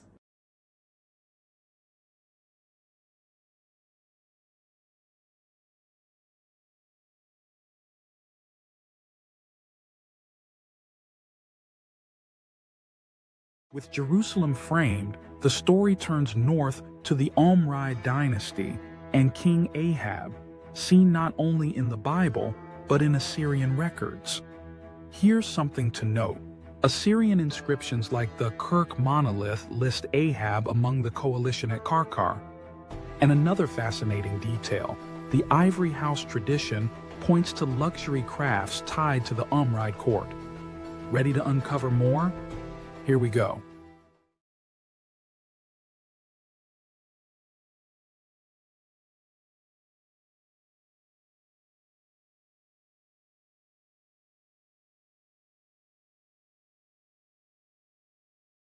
King Ahab was a pretty bad guy, at least according to the Bible, famously doing evil in the sight of the Lord more than all who were before him. 1 Kings describes Ahab worshipping Canaanite gods like Baal and Asherah, as well as running into conflict with the prophet Elijah. But most notoriously of all, he marries the evil Tyrian princess Jezebel, who ruthlessly persecutes worshippers of Yahweh, purging his prophets from the lands of Israel. But who was Ahab? To answer this question, we're actually going to start with his dad, King Omri, a man who founded the OmRide Dynasty, a line of kings that ruled the northern kingdom of Israel for about 50 years. Omri himself receives little attention in the Bible, other than a short paragraph that he was the 6th king of Israel, that he moved the capital city to Samaria, and that he also sinned more than all those before him. This pretty much summarizes the Bible's view of the Omrides, shining a very unfavorable light on him and his lineage. The Omrides were a line of idol worshippers who angered the Lord, the God of Israel. Ahab, his son, died in battle, shot by an archer, while Jezebel was thrown to her death from the palace window at Jezreel, and her body eaten by dogs. The whole dynasty ends in ruin with the usurper Jehu killing Ahab's son at Jezreel, along with the rest of Ahab's remaining family. While the biblical text tells of the Omrides' evils, it doesn't tell the whole story. Archaeological evidence suggests that the OmRide dynasty was one of the most powerful political entities in the whole region, reigning over an era of economic prosperity and territorial expansion, and marking a new chapter in the history of Israel. Let's start with Samaria, the new capital founded by King Omri. The site of Samaria, modern Sabastia, is located on a rocky hilltop in the Palestinian territory of the West Bank, around 65 kilometers north of Jerusalem. The Bible tells us that Omri bought the land and named the city he built, Samaria, after the land's previous owner. Excavations here have revealed that the site had been inhabited from the 11th century, but the earliest phase of monumental construction correspond to Omri's reign, dating to the early 9th century. Archaeologists discovered a huge palatial complex that they dubbed the Palace of Omri. It is absolutely massive, with foundations measuring approximately 55 by 40 meters. This palace is the largest monumental construction dating to the Iron Age in the Levant. Situated on the top of a hill, the location provided both a good vantage point of the plains below, as well as allowing for the palace to be visible for some distance, which must have advertised the OmRide's strength. We also can see hints of their wealth and engineering skill. The walls were constructed using a technique called ashlar masonry, in which stones are cut into uniform shapes, then laid in horizontal layers. The blocks of stone used for the construction for the Palace of Omri were fit together so well that no mortar was needed. A bunch of ivory decorations were also discovered during the early excavations of the site, which may have been used to decorate furniture. Kathleen Kenyon, one of the site's principal excavators in the early 1930s, identified these ivories as belonging to the so-called ivory house that the Bible says Ahab built. But reanalysis of both the site and Kenyon's excavation reports have called this into question. It's more likely that the ivories came from later layers, perhaps during the reign of King Jeroboam II. The founding of the Israelite capital at Samaria was a watershed moment for the Kingdom of Israel. Before, there were few settlements in the region. Those that did exist were small and scattered across the territory. But after its founding, the archaeological record reveals an expansion of villages, as well as the development of a road system connecting the highlands in Samaria with the coast. This road system connected the Samarian highlands to lucrative trade routes, which helped the economy of the northern kingdom of Israel to flourish. The OmRide kings were also apparently a regional military power. Let's return to the city of Megiddo as an example. As we talked about in episode 2, Megiddo was formerly a crowning jewel for the Canaanites. But now, a few hundred years later, it was a crowning jewel of the OmRide Dynasty. 2 palaces at Megiddo have been attributed to the OmRides, as well as some pretty impressive fortifications. The emphasis on defensive fortifications at nearly every OmRide site hints that they were ruling during pretty violent times. Check out this inscription. It's known as the Mesha Stele, named after the king of Moab mentioned in the inscription. It says Omri was the king of Israel, and he oppressed Moab for many days. And his son succeeded him, and he said, I too will oppress Moab. So Mesha describes a military conflict between Moab and a dynasty of Israelite kings led by Omri, and later his son, possibly Ahab. So we can surmise that Omri and his son not only led successful military campaigns in nearby Moab, but managed to occupy the territory for 40 years. There also is evidence for skirmishes between the Omrides and the Arameans to the north, based in Damascus. An inscription found at Tel Dan records the death of 2 Omride kings at the hands of the king of Damascus. In the text, the Aramean king states that the king of Israel entered previously in my father's land. Now, we're not sure exactly which king he's talking about, but it's clear that an Israelite king did attempt to infringe upon territory under Damascus control. A quick glance back at the locations of the Omride settlements reveals that, outside of Samaria, they are predominantly located on the borders of their territory, likely serving as points of military control. The Omrides also apparently fielded an impressive chariot force. An Akkadian inscription from the reign of the Assyrian king Shalmaneser III describes a battle fought at the city of Karkar between the invading Assyrian army and an alliance of smaller kingdoms, including King Ahab. The inscription says that Ahab committed 10,000 soldiers and 2,000 chariots to the battle, one of the largest forces mentioned in the inscription. From this evidence, archaeologists surmise that the Omrides must have fielded one of the largest standing armies in the whole region. So, how were the Omride kings able to expand their territories to such a degree, field such big armies, and sponsor such large-scale monumental constructions? Several factors likely contributed to these undertakings. First, their relatively big population, and second, their economy. Let's start with their population. Archaeological surveys have revealed that Omri and Ahab's kingdom was densely populated. Estimates place the population of the northern kingdom of Israel to around 350,000 people, 3 times bigger than the southern kingdom of Judah at the time. Such a large population allowed the Omrides to conscript a large workforce without messing with their agricultural output of olive oil and wine production, which was the backbone of the northern kingdom's economy. Olive oil presses dating to the OmRide Dynasty have been found all over the place, and an extensive complex of wine presses have been excavated at Jezreel. Some argue that the kingdom of Israel was actually one of the major suppliers of olive oil to nearby Egypt and the Assyrian Empire, both of which lacked the conditions necessary for large-scale olive orchards. Another important source of revenue for the northern kingdom must have been horses. As discussed earlier, the Omrides must have fielded an impressive chariot force, which implies that horse breeding was a part of their economy as well. In the 8th century, well after Omride rule, Israel was the main supplier of Egyptian horses to the Assyrian kingdom to the north, which suggests that under the Omrides, the breeding and rearing of war horses was already underway. Some scholars have suggested that Jezreel served as a breeding and training facility for these horses, and at Megiddo, archaeologists have discovered buildings that may have been stables. Although they were originally and erroneously attributed to King Solomon, later studies found that they actually date to the reign of the Omrides. The OmRide Dynasty lasted for less than 50 years, and yet in many ways it marked a turning point for the Kingdom of Israel. During this period, Israel established itself as a major military and economic power, extended its territory into neighboring lands like Moab. The might of the Omride kings is reflected in their numerous monumental constructions located throughout their region, as well as inscriptions from their neighbors. However, this golden age of the northern kingdom was not to last. A little over a century after the death of the last Omride king, political stability in Israel collapsed, and the lands that once belonged to the northern kingdom fell into the hands of the Assyrians. This left its neighbor to the south, the kingdom of Judah, to face off against the Assyrian Empire all by itself. Stay tuned for what happens next. King Hezekiah of Judah versus the Assyrian king Sennacherib is next.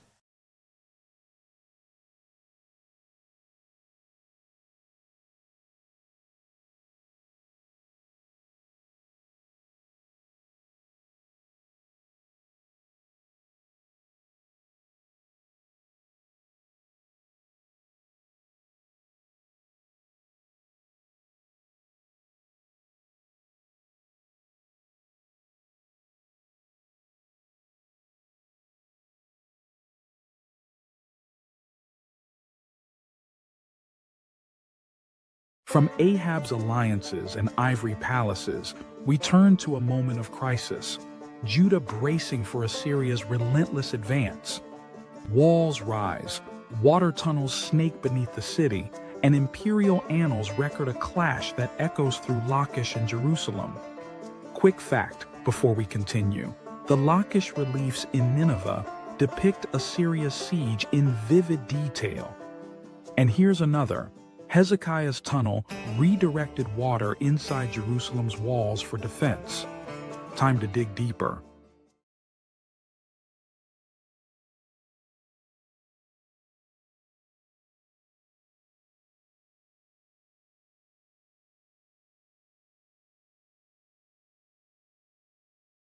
This is the so-called Taylor Prism. It is one of 3 known copies of an inscription recounting a campaign waged by the Neo-Assyrian king Sennacherib against the kingdom of Judah in 701 BCE. Things did not end well for the kingdom of Judah. It reads, "As for the king of Judah, Hezekiah, I besieged and captured 46 of his fortified cities. I took as plunder 200,150 people. As for Hezekiah, I shut him up like a caged bird in his royal city of Jerusalem."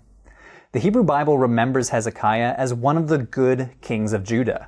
He destroyed pagan cultic centers and did what was right in the eyes of the Lord. 2 Kings 18:5 says that there was no one like him among all the kings of Judah after him, or among those who were before him. So, how did we get from Hezekiah, the unrivaled godly king of Judah, to Hezekiah, the caged bird, the defeated vassal to a regional superpower? To answer that, we need to dig into the archaeology of one of the most dramatic episodes in the history of Judah, the invasion of Sennacherib. First, some background of what scholars call the Neo-Assyrian Empire. After a period of decline, the Neo-Assyrian Empire went through a resurgence in the 8th century when the king Tiglath-Pileser III, also called TP3, came to power. He began an internal restructuring of the empire that enabled the Assyrians to start expanding their territory once again, eventually conquering the little kingdoms in the Levant. In practice, the Assyrians appear to have instituted several types of rule. Sometimes they instituted provinces directly controlled by the Assyrian governors, but other times they allowed vassal states to be ruled by one of the locals, as long as they paid annual tribute. If the local population and local ruler were obedient, then the Assyrians were perfectly content to intervene as little as possible. But woe to you if you rebelled. The Assyrians also had official policies of forced deportations of conquered people and a reign by terror policy. The Assyrians were famous for gruesome displays of brutality against conquered people, including flaying, beheading, and sticking people on pikes. This is basically what happened to Judah's neighbor to the north, the northern kingdom of Israel. As a vassal state to the Assyrians, the northern kingdom of Israel was left in peace during the reign of Menahem, who loyally paid tribute. But after a series of kings refused to pay, the Assyrians retaliated, ultimately resulting in Shalmaneser V besieging the capital city of Samaria and overthrowing it. The Assyrians subsequently deported large numbers of local Israelites, replacing them with people from other parts of the empire. Many refugees must have fled south to Judah. And here we return to Sennacherib's campaign that caged Hezekiah like a bird in Jerusalem. How did it happen? Well, it was triggered by a similar decision made by the northern kingdom of Israel, refusing to pay tribute. By the time Sennacherib came to power, Judah had also already served as a vassal to Assyria since the reign of King Ahaz, Hezekiah's dad. But Hezekiah wanted to end that. Following the death of Sennacherib's father, Sargon II, Hezekiah stopped paying tribute beginning in 705 BCE. He seemed to be riding a wave of anti-Assyrian sentiment throughout the region, supported by Egypt and internal rivals in Sennacherib's empire. Sennacherib was ultimately forced to march on Judah in 701 BCE. Both the accounts in 2 Kings and the Sennacherib prisms report that Sennacherib conquered Judah's fortified cities, and the archaeological record seems to corroborate this. Let's focus on the city of Lachish as an example. Located south of Jerusalem, Lachish was, for centuries, a major Canaanite city, and later one of the major cities in the kingdom of Judah, second only in importance to Jerusalem. It was an administrative center and apparently a military hub as well. It was heavily fortified with a massive wall and an impressive 6-chambered gate. But this was not enough to save the city from Sennacherib. He marched against Lachish and utterly destroyed it. Evidence of this attack was left for archaeologists to discover thousands of years later. Sling stones and hundreds of arrowheads were discovered at the city wall. A mass grave of over 1,000 people, men, women, and children, was discovered nearby, as well as a siege ramp built by the Assyrians leading up to the city walls. Sennacherib and his army successfully battered through the wall. He must have been particularly proud of his victory because he memorialized the battle in a huge relief sculpture displayed on the walls of one of the rooms in his palace in Nineveh. 60 feet long and 9 feet high, this sculpture portrays in grim detail Sennacherib's victory at Lachish, giving us an unparalleled glimpse into the horrors of ancient Near Eastern warfare and the tactics of the Assyrian army, including their military technology. We see siege machines, almost like an ancient battle tank, being pushed up toward the walls of Lachish, perhaps depicting the very same siege ramp found at Tel Lachish today. Flaming torches fall around as the Judahites attempt to set the battering ram on fire. Assyrian archers aim their arrows upward against the defenders. Assyrian soldiers are depicted plunging a dagger into Judahite prisoners, while Sennacherib sits enthroned before the defeated army. Of course, this is all being filtered through the lens of Assyrian sculptors, employed by Sennacherib himself. This sculpture is, first and foremost, imperial propaganda, but there is no doubt it at least provides a glimpse into what went down at Lachish, the full-scale destruction and looting of the city. Sennacherib then turned his attention to Jerusalem, Hezekiah's royal city. With the threat of this level of destruction, there is some evidence that Hezekiah may have prepared the capital city for battle against the Assyrians. First, the construction of a large defensive wall known as the Broad Wall, and secondly, the construction of a tunnel that brought water from the Gihon spring into the walls of Jerusalem, though there is some debate whether or not it was Hezekiah who instituted these building projects. The Broad Wall can still be seen in the old city of Jerusalem today, and it's absolutely massive, 7 meters wide and built directly through domestic sites, possibly evidence it was built in a time of emergency, with construction workers just building straight through some people's houses. What about the tunnel? The Siloam Tunnel, also known as Hezekiah's Tunnel, stretches 533 meters hewn out of solid rock. It zigzags at crazy angles from the Gihon Spring to the Siloam Pool at the southern end of the city of David. Remember from episode 5 that the Gihon Spring is the only regular source of water for Jerusalem, and may have been the very reason why the earliest inhabitants of the city, thousands of years ago, started a city there in the first place. This tunnel allowed for the inhabitants of Jerusalem to stay inside the city walls to gather water during a siege, while keeping attackers from having an easy access to the water themselves. An inscription discovered inside the tunnel documents the moment when the workers digging the tunnel met. The inscription reads, "And this is the story of the tunnel. While the axes were against each other, and while 3 cubits were left to cut, the voice of a man called to his counterpart. And on the day of the tunnel being finished, the stonecutters struck each man toward his counterpart, axe against axe, and water flowed from the source to the pool for 1,200 cubits." Based on this inscription, 2 groups of workers apparently started at different ends, working towards one another until they met in the middle. The Hebrew Bible mentions Hezekiah building waterworks on several occasions. For example, 2 Kings 20:20 says Hezekiah made the pool and the tunnel by which he brought water into the city. 2 Chronicles provides an even more expansive account, saying that when Hezekiah saw that Sennacherib had come and that he intended to wage war against Jerusalem, he consulted with his officials and military staff about blocking off the water from the springs outside. Although many scholars agree that this inscription and tunnel date to the reign of Hezekiah, there's not an absolute consensus. Some scholars argue that it could have taken up to 4 years to complete it, and therefore was not something that could have been constructed urgently in advance of an Assyrian invasion. See, the tunnel was cut through some excessively hard dolomite. Modern engineers theorize that ancient masons could have cut a 1.4 meter square tunnel at a rate of 0.35 meters per day. That's assuming that only one worker can fit in the tunnel at a time, cutting stone in 4-hour shifts 6 days a week.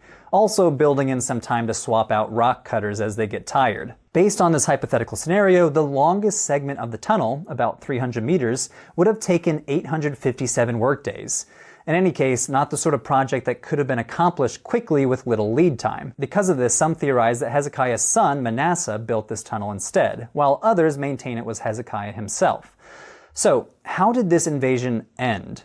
According to the biblical account, the Assyrians are ultimately defeated thanks to the intervention of Yahweh. Isaiah chapter 37 states that an angel of God struck down 185,000 Assyrian troops in a single night, prompting Sennacherib to depart from the region and return to Mesopotamia. Although we should not expect the Assyrians to record such a massive loss for their own propagandistic aims, there's good reason to believe that the Assyrians departed simply because Hezekiah agreed to start paying tribute yet again. As far as we can tell from the archaeological record, the Assyrians achieved total victory. The region around Lachish was depopulated and seems to have never fully recovered. The majority of the kingdom of Judah was left in ruins. Only Jerusalem and its immediate surroundings were spared. Hezekiah was again forced to pay a heavy tribute to the Assyrians, and the kingdom of Judah limped along as a vassal to Assyria. Ultimately, this campaign is a pivotal moment within the history of Judah and the Hebrew Bible. The Bible portrays King Hezekiah as a hero, standing up against the mighty Assyrians. This perspective hinges mostly on the biblical perception that Hezekiah was a devoutly religious king. The Bible recounts Hezekiah's efforts to centralize the worship of Yahweh in Jerusalem, while also destroying the religious sites of competing gods. Hezekiah's defiance against the Assyrians is also characterized as a religious act, with 2 Kings 18 and 19 and Isaiah 31 noting that Hezekiah relied on God to save Judah from Assyrian might. While the Hebrew Bible does acknowledge that Sennacherib campaigned throughout Judah, it emphasizes that Jerusalem is saved through the actions of Hezekiah and his reliance on Yahweh. But as we see in the archaeology around Lachish and the Sennacherib prisms, the events at the end of the 8th century BCE were so catastrophic that Hezekiah remained loyal to the Assyrians for the remainder of his reign. His son and successor Manasseh enjoyed a reign of peace and relative prosperity under their shadow as the Neo-Assyrian Empire reached the height of its power in 640 BCE, expanding into Egypt. Ultimately, this set the stage for the end of the Kingdom of Judah. Assyrian territorial expansion proved to be the downfall of their empire, as they were spread way too thin. The Babylonians consolidated power and marched against the Assyrian capital of Nineveh in 612 BCE and took the city. By 610, the Neo-Assyrians no longer existed, leaving the region to the control of the Babylonians, which set the stage for one of the most significant events in the Hebrew Bible: the Babylonian destruction of the temple and the exile of many of the Judahite elites. Hey everyone, that was the latest episode in Patheos' new series on the Bible and archaeology. Click on the links on screen to watch the most recent episode or to watch the whole series.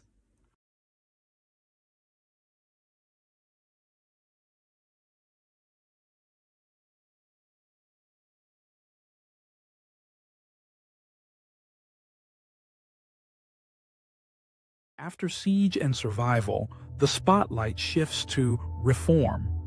King Josiah steps onto the stage with sweeping changes, text rediscovered, altars dismantled, and a kingdom reshaped by covenant and conviction. Here's something interesting. A book of the law becomes central to Josiah's program of reform.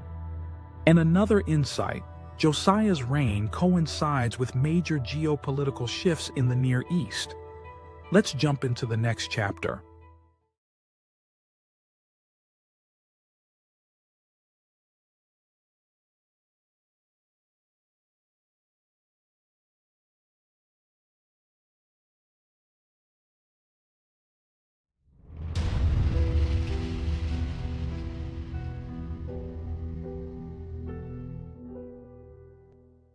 How did the ancient Israelites come to worship a single God? And why was that God worshipped in the city of Jerusalem?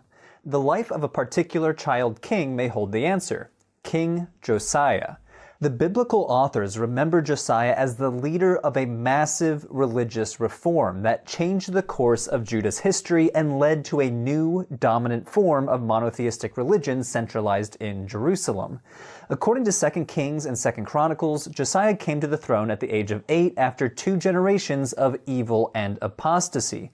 Hezekiah's son, Manasseh, rebuilt cultic sites to gods other than Yahweh, even building additional altars in the Jerusalem temple for sacrifices to other gods. King Amon, Josiah's father, continued this practice. But Josiah brought this to an end. The biblical authors portray Josiah as a devout worshiper of Israel's God, Yahweh, and one who exemplified the most noble characteristics of King David. But, unlike King David, Josiah ruled during a time when a temple for Yahweh stood in Jerusalem. The temple, just like any other royal building project, required periodic renovation. So, while inventorying the temple's treasury, the high priest found a book that 2 Kings calls the Book of the Law. Scholars have long assumed that this was an early form of the biblical book of Deuteronomy. When the king's chief advisor read the book aloud to Josiah, the king tore his garments in grief. Josiah was convinced that Judah had strayed from the laws of Yahweh and had kindled his wrath against the kingdom. Josiah then assembled the people at the temple, where he read aloud to them the book of the law and made a covenant with Yahweh to uphold his commandments. The words of this covenant echo the language of Deuteronomy, in which Israel is counseled by Moses to love Yahweh with all their hearts, souls, and strength. Josiah then launched a major religious reformation, starting with the temple itself. He commanded the high priest to remove all non-Yahwistic elements from the temple. Items devoted to the gods Baal and Asherah were brought out and burned, and he deposed any priest who offered sacrifices to gods and anyone else who had participated in illicit worship. Beyond the city of Jerusalem, the Bible says that Josiah destroyed cultic sites in Bethel, Samaria, and other parts of the land, while commanding that apostate priests be executed on the spot. In both accounts, the process of purging the land concludes with Josiah's return to Jerusalem. The Ark of the Covenant was reinstalled in its rightful location within the temple, and Josiah decreed that all the people would keep the Passover festival. Although Josiah's ancestor Hezekiah is said to have led religious reforms as well, the Bible describes Josiah's campaign to reorient the people of Judah to Yahweh as both grander in scale and deeper in impact. But to what extent do we see the reforms in the archaeological record? Well, most scholars accept the idea that Josiah enacted some kind of religious reform, but the archaeological record remains silent on most of the particulars. Let's start with all of those cultic sites outside of Jerusalem. The Bible says that Josiah destroyed illicit worship sites throughout the lands of Judah and Israel, specifically mentioning Beersheba, Bethel, and Samaria as locations where Josiah dismantled altars, executed priests, and burned cultic paraphernalia. While we don't see evidence of this purge in the archaeological record, it's clear that the religious lives of most people in ancient Israel and Judah were not centered around the Jerusalem temple. Before Josiah took the throne, there were major cultic sites throughout the land. These sites consisted of open-air sanctuaries, altars, and standing stones called masebot, which were often situated in high places. These stones may have represented several individual gods, which, in the eyes of Josiah, would be a form of idolatry and polytheism. Tel Dan was home to one of the most important cultic sites dating to the Iron Age, which consisted of an open-air shrine with a four-horned altar, as well as a separate open-air section for standing stones next to the city gate. There's also some evidence from Beersheba of religious activity too, but these sites do not provide direct evidence of Josiah's reforms. Tel Dan was not part of Josiah's kingdom, and the evidence from Beersheba does not appear to line up with the time frame when Josiah ruled. But these sites do demonstrate that Israelite religion, for much of its history, was not only decentralized, but could also include the worship of multiple gods. The people apparently worshipped Yahweh along with other gods like El, Baal, and Asherah for centuries. This complex religious history makes drawing the lines of an official Israelite religion pretty difficult. Prior to the 20th century, one of the main assumptions of biblical scholars was that the Canaanites and Israelites were distinct peoples, both ethnically and culturally. Israelite religion was therefore portrayed as unique from Canaanite religious practice. But archaeological excavations over the last century continue to produce evidence showing that such distinctions are not so clear-cut. Household worship throughout the region apparently incorporated representations of other gods and established local sites for cult practice. As mentioned in previous episodes, assemblages of human and animal figurines, such as Judean pillar figurines, have been found at Iron Age sites throughout Israel and Judah. This evidence shows us that the cultic practice of the Israelite people clearly did not match up with Josiah's ideals, which might have been part of the motivation for his sweeping reforms.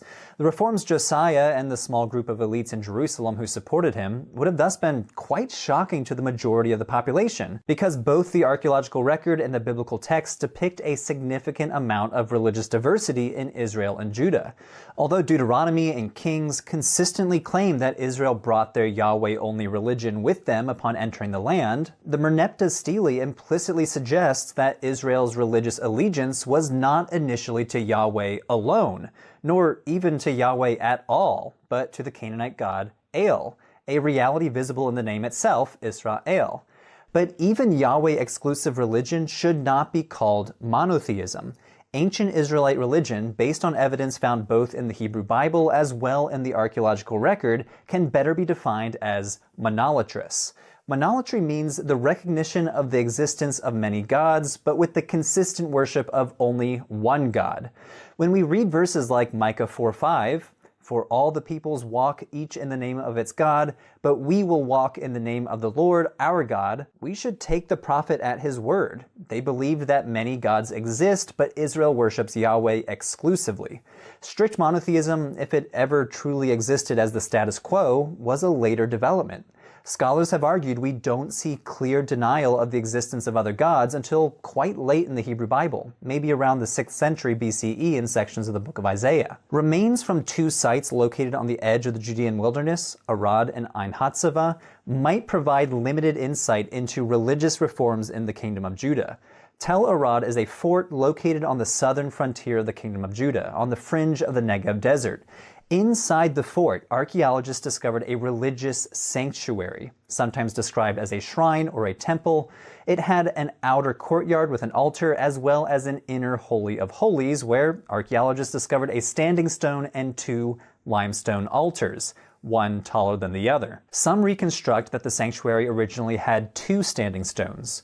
Now, remember that standing stones may be a non-anthropomorphic way to represent a god, so some scholars have interpreted this as an expression of Judahite religion involving Yahweh and a consort goddess, which, referring back to the previous discussion, demonstrates the monolatrous nature of ancient Israelite religion. Residue analysis of the larger altar revealed traces of frankincense, while the smaller altar revealed traces of cannabis, which, according to the researchers of the study, may be the first known evidence of a hallucinogenic substance found in the Kingdom of Judah.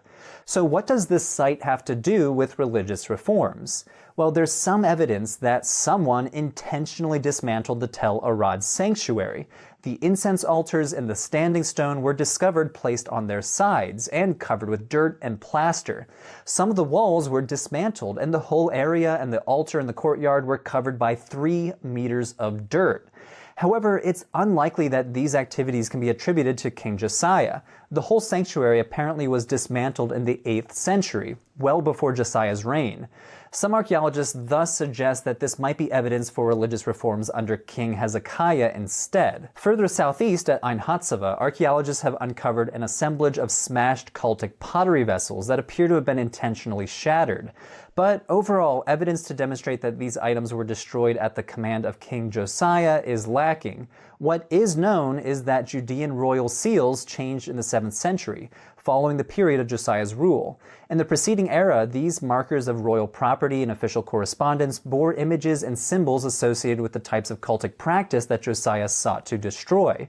By the late 7th century, the majority of seals lacked such iconography, which might indicate that Josiah's reforms succeeded on some level. Josiah is remembered by the biblical authors as a king who had no parallel, either before or after his reign. Josiah's intentions for religious reforms aligned with the hopes of the biblical authors that scholars today call Deuteronomists, a group who sought to limit local religious differences and encourage a centralized form of Yahwism based in Jerusalem. With such acts of centralization, the theologies and cultic practice outside of Jerusalem were subsumed by a more dominant royal theology and religious practice. Through the cross-examination of textual and archaeological evidence, we can see that biblical texts by and large enunciate a specifically Judahite Yahwism that matured right before, during, and after the Babylonian exile. But despite going down in history as one of the greatest kings of Judah, he met an untimely death. The young Josiah inherited a kingdom during a period of Neo-Assyrian decline. A century before, the Assyrian Empire destroyed Judah's northern neighbor, Israel, and later destroyed many of Judah's fortified cities under King Hezekiah. While Judah regained some level of economic and political stability after this, during Josiah's reign, Judah found itself in the familiar position of being sandwiched between warring superpowers. In 609 BCE, the Egyptians and Assyrians engaged in battle together against the advancing Babylonian armies north of Judah. Although much remains unknown about this fight, it appears that the Assyrians were trying to protect their western territories. The biblical sources indicate that Josiah rode north from Judah and that upon meeting the Pharaoh at Megiddo, he was killed. But the Bible details the last moments of Josiah's life and indicates that his body was returned to Jerusalem for burial. Josiah's untimely demise resonates in some ways with his unexpected rise to power at such a young age, and likely contributed to the memory of this child king as a great reformer and proponent of Yahwism. But despite Josiah's reforms, less than a century after these events, Jerusalem would fall to the Babylonian armies of Nebuchadnezzar, the punishment for the people for their apostasy. Stay tuned for the next episode, The Fall of Jerusalem.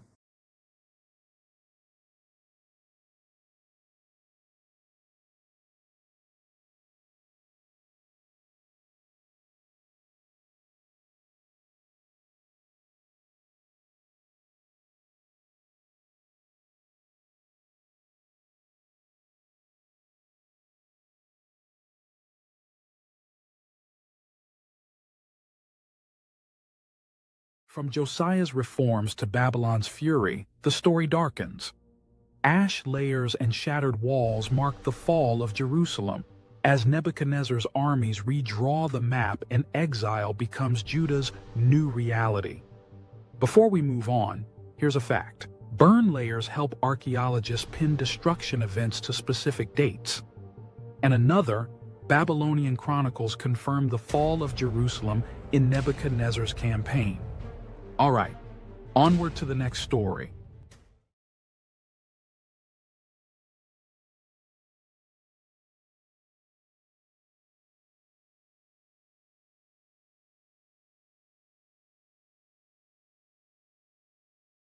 "586 BC, the year that the kingdom of Judah fell." How did we get here? During the 8th century, the kingdom of Judah had shown itself to be a good and loyal vassal to Assyria. They were doing what they were told, recognizing Assyria's superiority and paying any tribute. The northern kingdom of Israel, on the other hand, had just tried and failed to rebel against Assyria in 720 BC. 20 years later, King Hezekiah of Judah then tried his own rebellion against Assyria and failed. Sennacherib, king of Assyria, retaliated, wiping out most of the kingdom of Judah. All the major cities and some smaller ones were destroyed. Basically, only Jerusalem was left. The lesson the Assyrians wanted the Israelites to learn was, pay your imperial taxes and tributes, or else. The next few decades were relatively quiet. Hezekiah's son Manasseh took over and ruled for 55 years. While the books of 1st and 2nd Kings give him a bad reputation, claiming he committed all manner of religious sins against God, what the Bible does not mention is that he rebuilt Judah, in large part thanks to being a loyal Assyrian vassal, paying his taxes and tributes. Same with his son Amon and his grandson Josiah. However, problems at home caused the Assyrians to withdraw and focus on a new threat: Babylon. The Neo-Babylonian Empire toppled Assyria and became the new superpower on the block. But the kingdom of Judah did not learn their lessons from the 8th century. Like Hezekiah before him, Zedekiah, the current king of Judah, failed to pay tribute to the new superpower, prompting the Babylonians to invade Judah in 586. But this time the kingdom did not survive. The Babylonians destroyed Jerusalem and the Temple of Yahweh. They killed Zedekiah's sons, took Zedekiah off into exile, and deported a huge chunk of the population. This was the end of the kingdom of Judah. 2 Kings 25 describes in grim detail how the Babylonian captain of the guard destroyed the city. "And he burned the house of the Lord, and the king's house, and all the houses of Jerusalem. Every great house he burned down." So what archaeological evidence is there for this attack? Well, as 2 Kings 25 suggests, the main evidence in Jerusalem are houses, specifically houses of the wealthy elite of Jerusalem.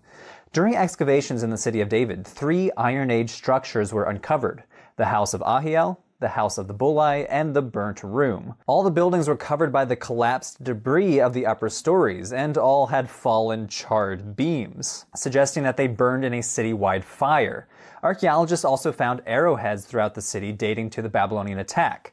Not only do we see this evidence for the dire situation in 586 BC, but we also found loads of everyday household items too, such as figurines, jewelry, and pottery vessels. The first structure is the house of Ahiel.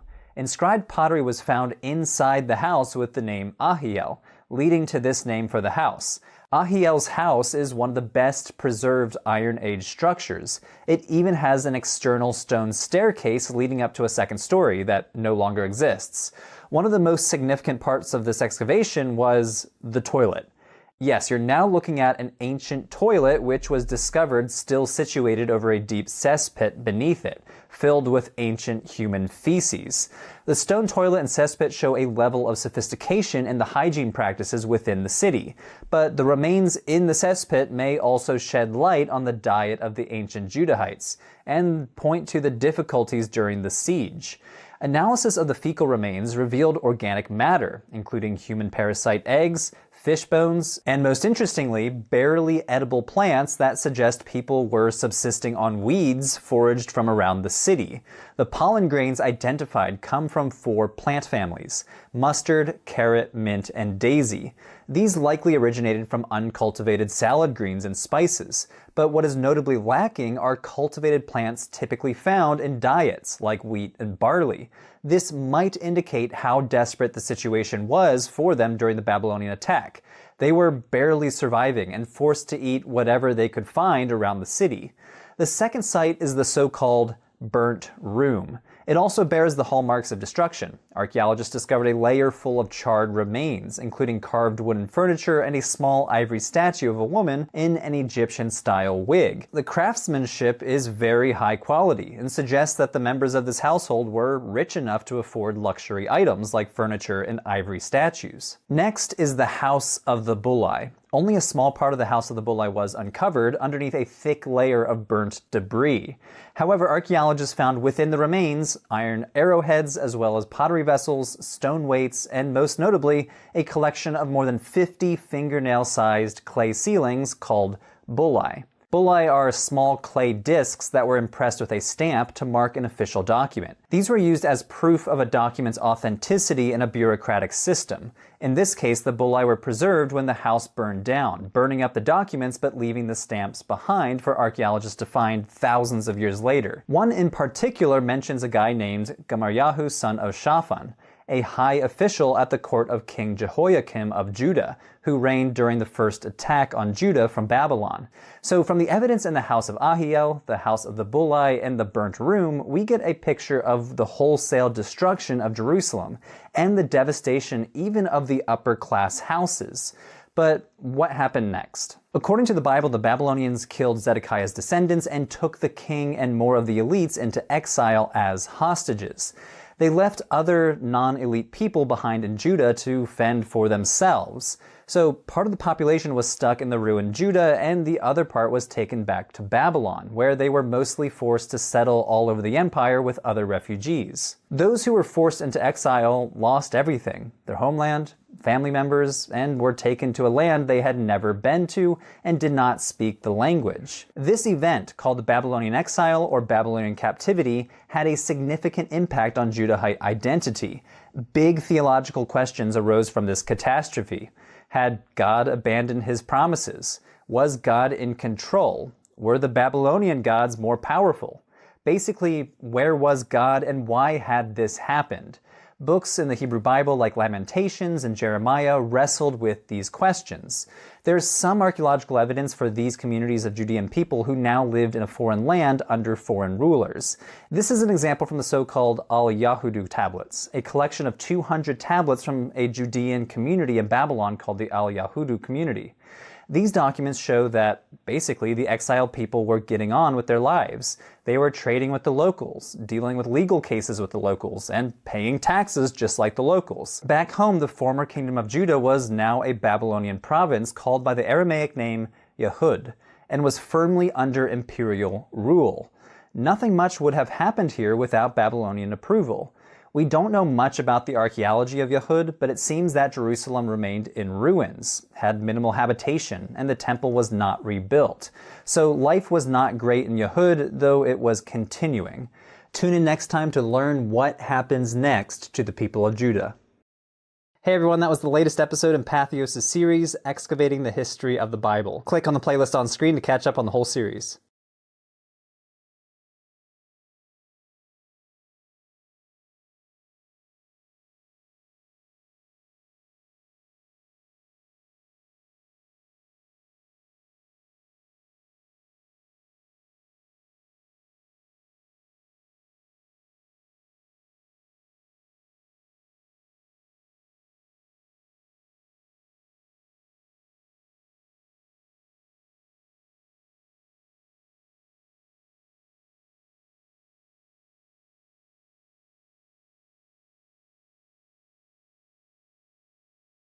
Intermission.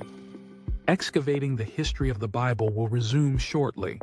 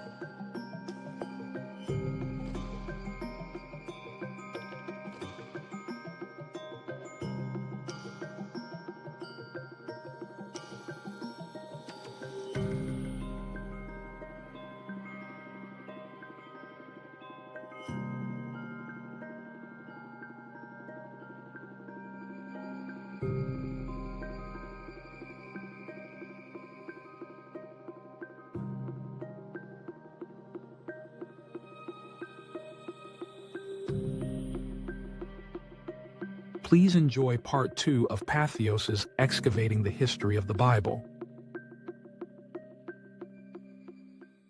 Welcome to our part 2 live stream marathon of one of Patheos' most popular series, Excavating the History of the Bible.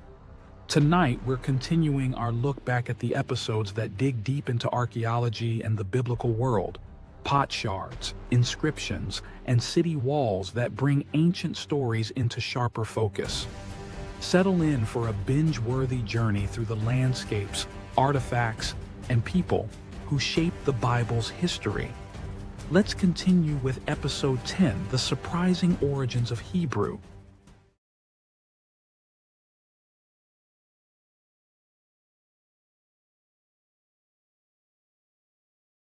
This is the latest episode in my series, Excavating the History of the Bible, brought to you by Patheos.com.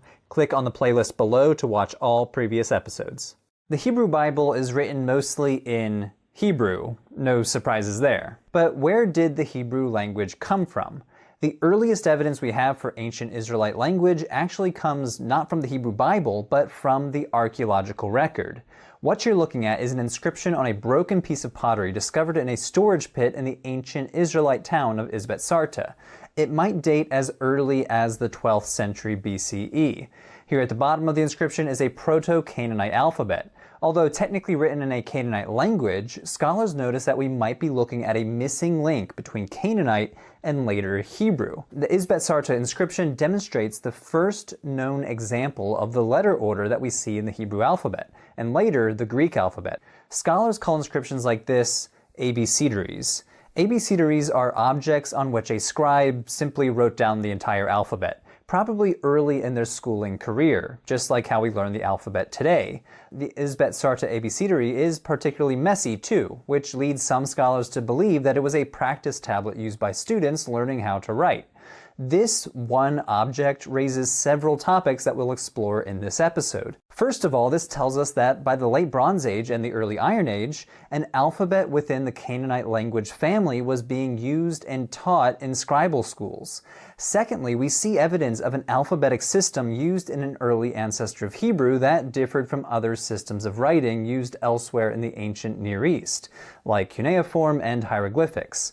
Unlike cuneiform, which was a system of signs that stood for syllables and entire words, this was an alphabet using individual letters, a new linguistic invention that changed the way that people wrote and spelled, with each symbol representing a sound, just like how we write and spell today using the Latin alphabet. Let's start with a basic overview.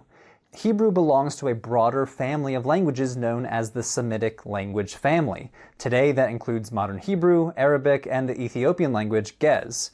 But the earliest Semitic language that we know is called Akkadian, and was spoken and written by the people of Mesopotamia, such as the Neo-Assyrians and the Neo-Babylonians, both who had a huge historical impact on ancient Israel. Akkadian is part of a branch of Semitic languages called East Semitic, and was written in cuneiform, which you can see here on screen. It's a wedge-shaped form of writing which was inherited from the Sumerians.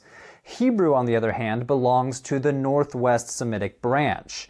The earliest language we have from this branch is called Ugaritic, and was spoken and written by the inhabitants of Ugarit on the coast of late Bronze Age Syria. Other Northwest Semitic languages included Aramaic, Phoenician, Moabite, and a bunch of lesser-known Canaanite languages that may have been mutually intelligible. You can probably tell by all of this that this region, the Levant, was a melting pot of closely related languages. People in this region were speaking a bunch of Northwest Semitic languages, as well as languages like Akkadian and Egyptian.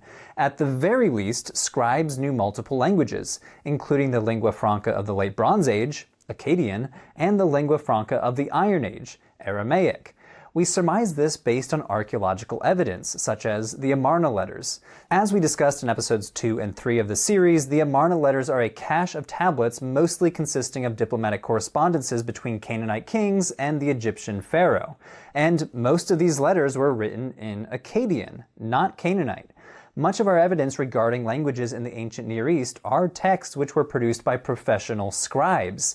These scribes would have been trained in scribal schools and served important roles within society based on their education. The tradition of professional scribes and scribal schools dates back to the Sumerians in ancient Mesopotamia and the early periods of Egypt, where scribes performed an important role in documenting economic transactions, recording political issues, writing letters, and composing literature.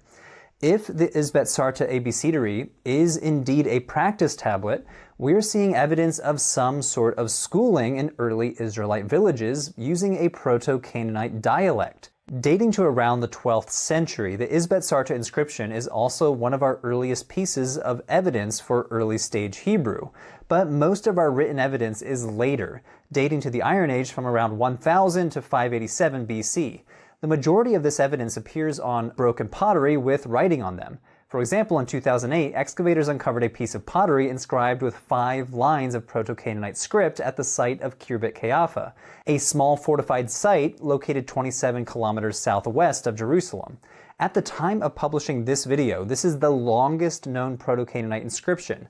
It can be confidently dated to the 10th century BC, a few centuries after the Isbet-Sarta inscription, and roughly the time of King David's rule according to the Hebrew Bible. But much of it remains a mystery. Some scholars have proposed very different translations, but several factors complicate these efforts, including the fact that the inscription is heavily damaged and many of the letters have unusual shapes. Despite these difficulties, many scholars propose that this inscription, like the Isbet-Sarta Abecedary, is an example of early stage Hebrew. But remember, both of these inscriptions are technically Proto-Canaanite. Scholars are much more comfortable differentiating Hebrew as a separate language in later centuries. Objects from the later periods of the Kingdom of Israel and the Kingdom of Judah are inscribed with what scholars sometimes call Paleo-Hebrew. Most of these inscriptions are economic documents. For example, archaeologists discovered a hoard of pottery from the northern kingdom's capital of Samaria, bearing Paleo-Hebrew inscriptions that record the movement of commodities like olive oil and wine to the capital, maybe evidence of taxation or tribute. Other major Paleo-Hebrew inscriptions include the Siloam Tunnel inscription mentioned in an earlier episode. It documents the moment that laborers broke through and completed the tunnel that brought the waters of the Gihon Spring into the city of Jerusalem. So what does all of this evidence tell us about literacy rates in the ancient Israelite kingdoms? Literacy probably existed on a spectrum. So while non-elites may not have been able to read narrative texts, they possibly could have read simple economic documents. But recent evidence suggests literacy rates may have been higher during the Kingdom of Judah than previously thought. Inside a small Judahite fort at Tel Arad on the northern edge of the Negev desert, archaeologists discovered over 100 Hebrew inscriptions. These inscriptions record military administrative matters, like the movement of supplies between military posts. In 2020, when researchers ran these inscriptions through a handwriting analysis algorithm, they determined that they were written by a minimum of 12 different authors, between 4 to 7 of them stationed at Tel Arad alone. Since a tiny fort like Arad couldn't have supported any more than 20 or 30 soldiers, this suggests a surprisingly high rate of literacy within the Judahite military. But where did the Hebrew alphabet come from? Nowadays, when most people think of Hebrew, they picture the classic boxy style of Hebrew letters, which is commonly used in modern Hebrew today, as well as in editions of the Hebrew Bible. However, the earliest ancestors of Hebrew and other Northwest Semitic languages did not use this same script. This earliest alphabet is known as the Proto-Sinaitic alphabet because it was discovered on the Sinai Peninsula at an ancient Egyptian mining camp called Serebit el-Kadim. There, archaeologists discovered inscriptions by Canaanite laborers working in the mines dating to the Middle Bronze Age, somewhere between the 18th and 17th centuries BC. The script appears to be an intermediary stage between hieroglyphics and alphabets that we know today, with each symbol representing a sound, but using pictures instead. So let's take a look. As we can see in Proto-Sinaitic, each letter is pictographic. A picture of an object is used to represent the sound at the beginning of the corresponding word. So, for example, the initial letter in the alphabet, Aleph, was written as an ox head. This is based on the word for ox in West Semitic languages, which begins with that letter, so it may just represent the first sound in the word. Most, if not all, letters in the Hebrew alphabet began in this way. Ugaritic is also related to Proto-Sinaitic.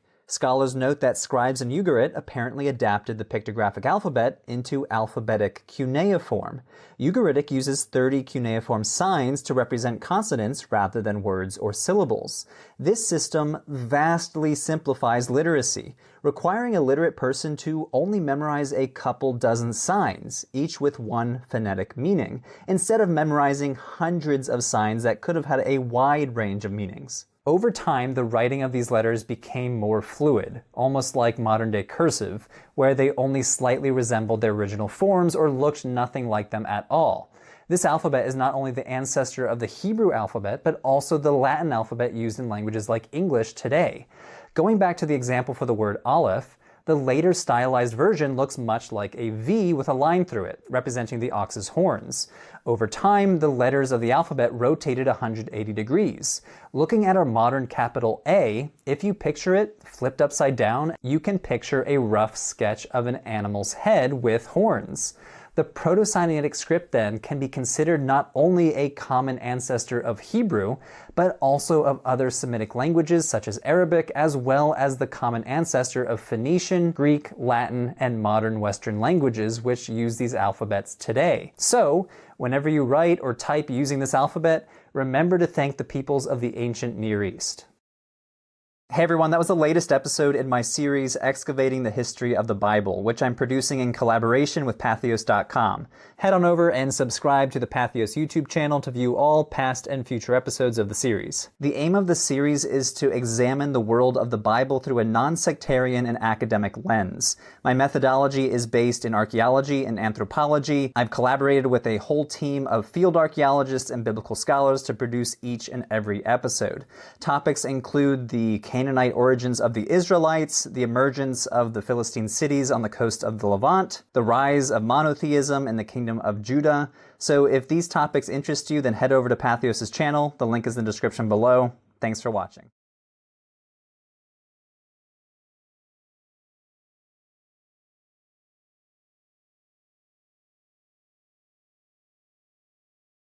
From letters on shards to stones stacked high, Herod enters with ambition carved in limestone. Temples soar, harbors stretch into the sea, and architecture becomes a language of power. Here's something remarkable. Herod expanded the Temple Mount into one of the largest sacred platforms in antiquity. And another, Caesarea's harbor was a feat of Roman engineering using hydraulic concrete. Ready for the next discovery?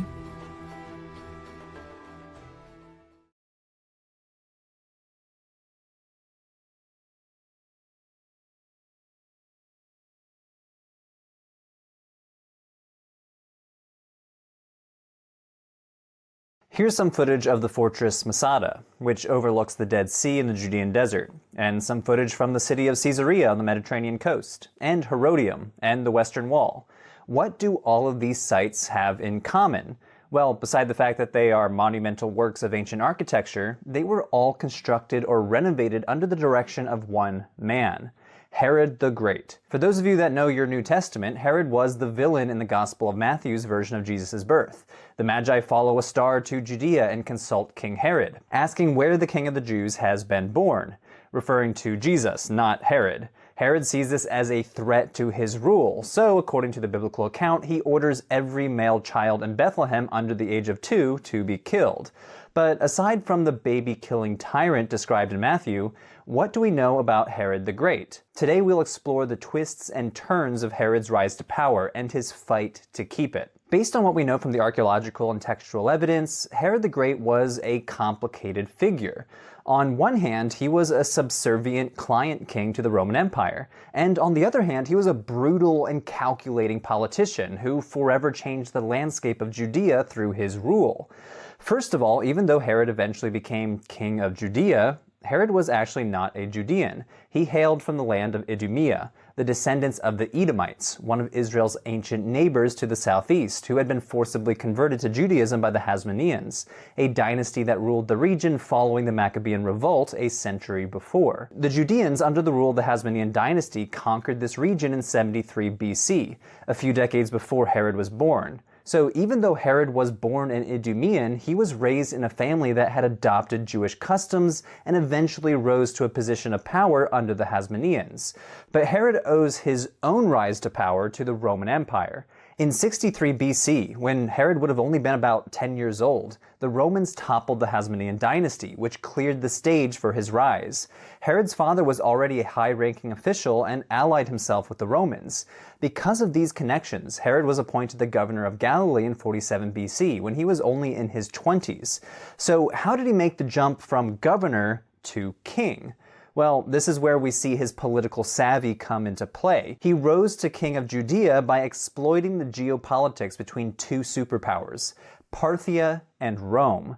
At the time, the Parthians were the most pressing enemy of the Romans. They were the successors of the Persian Empire and had moved westward in the period following the disintegration of Alexander the Great's empire. In 40 BC, the Parthians overtook Jerusalem, attempting to reinstate the Hasmonean dynasty. They installed their own Hasmonean king of Judea, thinking that the populace would more easily accept a Hasmonean king. But Herod had connections too, specifically family connections with the Roman politician Mark Antony. With his help, Herod convinced the Roman Senate to name him king of the Jews, and he returned to Judea with the backing of the Roman army to oust the Parthians. Victory was not easy, but Jerusalem eventually fell to the Romans in 37 BC, and Herod began his work as a client king. So even though he was stuck in the middle between Parthia and Rome, he came out of the war with a kingship. Not bad. But this calculating political skill continued throughout his career and would make any character in Game of Thrones proud.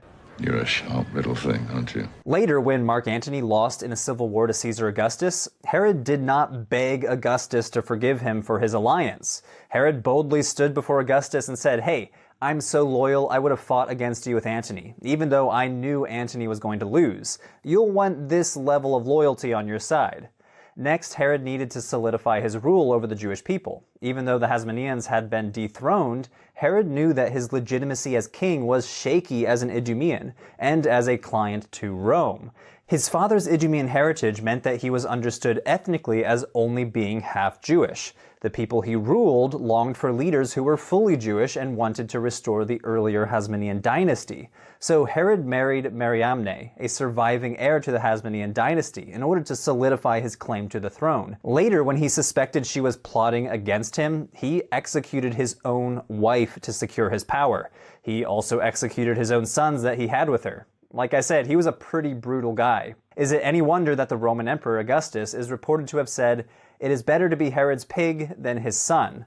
Herod might have kept a kosher table, but he did not hesitate to take out one of his own kids or his own wife if he perceived them as a threat to his power. Despite all of this brutality, though, Herod was a capable leader. Josephus tells us that he was a skilled general, consistently winning the battles he engaged in, and he was even an expert warrior himself, super skilled with both the bow and the javelin. During a period of famine and disease around 30 BC, he managed to create various programs to dole out food to the sick and old. He boosted local currency by melting his own gold, and he leveraged his political connections in Egypt to send aid to Judea. His success and influence as a ruler can be seen through his ambitious building projects too. Herod made at least 3 trips to Rome during his lifetime. The architectural renaissance of the city during the time of Augustus appears to have made a lasting impact on Herod. When Herod received additional land from Octavian after the Battle of Actium, Herod responded by commissioning a number of monumental building projects with the aim of demonstrating his loyalty to Rome and so as to secure his own power over Judea. He oversaw the construction of an impressive artificial harbor at Caesarea, built directly into open water. He also built a palace fortress at Masada, constructing fancy buildings on different terraces cut into the rock face. And most famously, he expanded the Temple Mount in Jerusalem.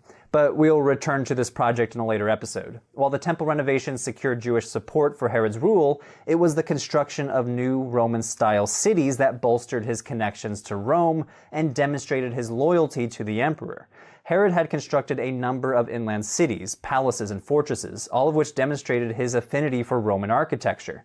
Nevertheless, he desired the kind of cosmopolitan coastal port city that would connect him quickly to Roman lines of communication and demonstrate his abilities to build build a truly Roman city. Caesarea Maritima, or Caesarea by the Sea, would become one of Herod's most magnificent accomplishments. Perhaps because of his Idumean heritage, or perhaps because he feared he would one day need to escape to the wilderness, Herod also constructed a number of desert palaces and fortresses.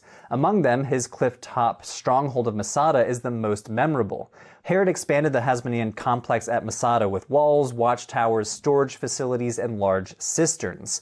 The fortress included a big bath complex and 2 palaces. One is a striking cliffside palace that looked to the north, and the other on the western side of the mountaintop. Despite his significant investments, Herod would never need the site as a place of refuge after his initial clash with the Parthians. Almost a century after his death, Masada would become renowned as the place of a last stand by Jewish rebels against the Roman army. But the building project that Herod loved the most was the palace fortress known as Herodium. The partially man-made mound just south of Jerusalem juts up from the landscape, kind of like a volcano rising up from the ground. Built between 24 and 15 BC to commemorate the success over the Parthians, the site would become Herod's preferred administrative center in inland Judea. The mound, which was capped by a formidable 30-foot wall, served as both palace and fortress, while protecting 3 cisterns in the heart of the hill. The palace on its summit was visible from Jerusalem, where Herod's subjects could be reminded that their king was never too far away. Josephus suggests that Herod built these public works to raise his own reputation and memorialize himself forever. And it kind of worked. Over 2,000 years later, he's remembered as a larger-than-life figure. However, accounts of Herod's death indicate that his final days were actually filled with significant suffering. Josephus describes the various aspects of Herod's sickly condition, noting that Herod even attempted suicide by stabbing himself in order to speed up his own death. Herod died in Jericho in 4 BC. Tradition holds that Herod wanted his body buried at Herodium. Remains of a tomb-like structure have been found there, and even a piece of a large sarcophagus. But the actual remains of Herod, if they were ever there in the first place, are long since gone. Hey everyone, that was the latest episode in Patheos' series, Excavating the History of the Bible. You can catch up on all previous episodes by clicking the playlist here on screen.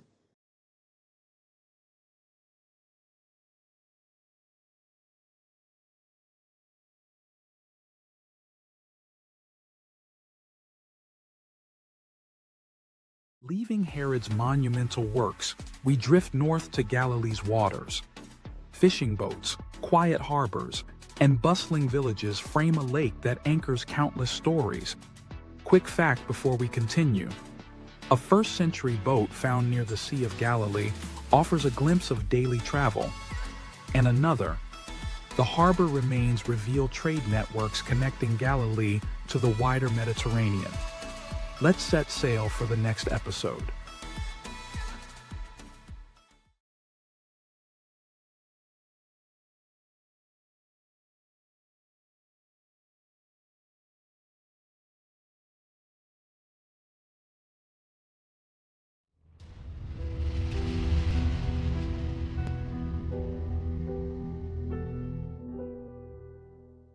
The BBC recently reported that the house of Jesus might have been found in Nazareth. Excavations in the Galilee region, beneath a church supposedly built on top of his childhood home, revealed remains of a house dating to the 1st century.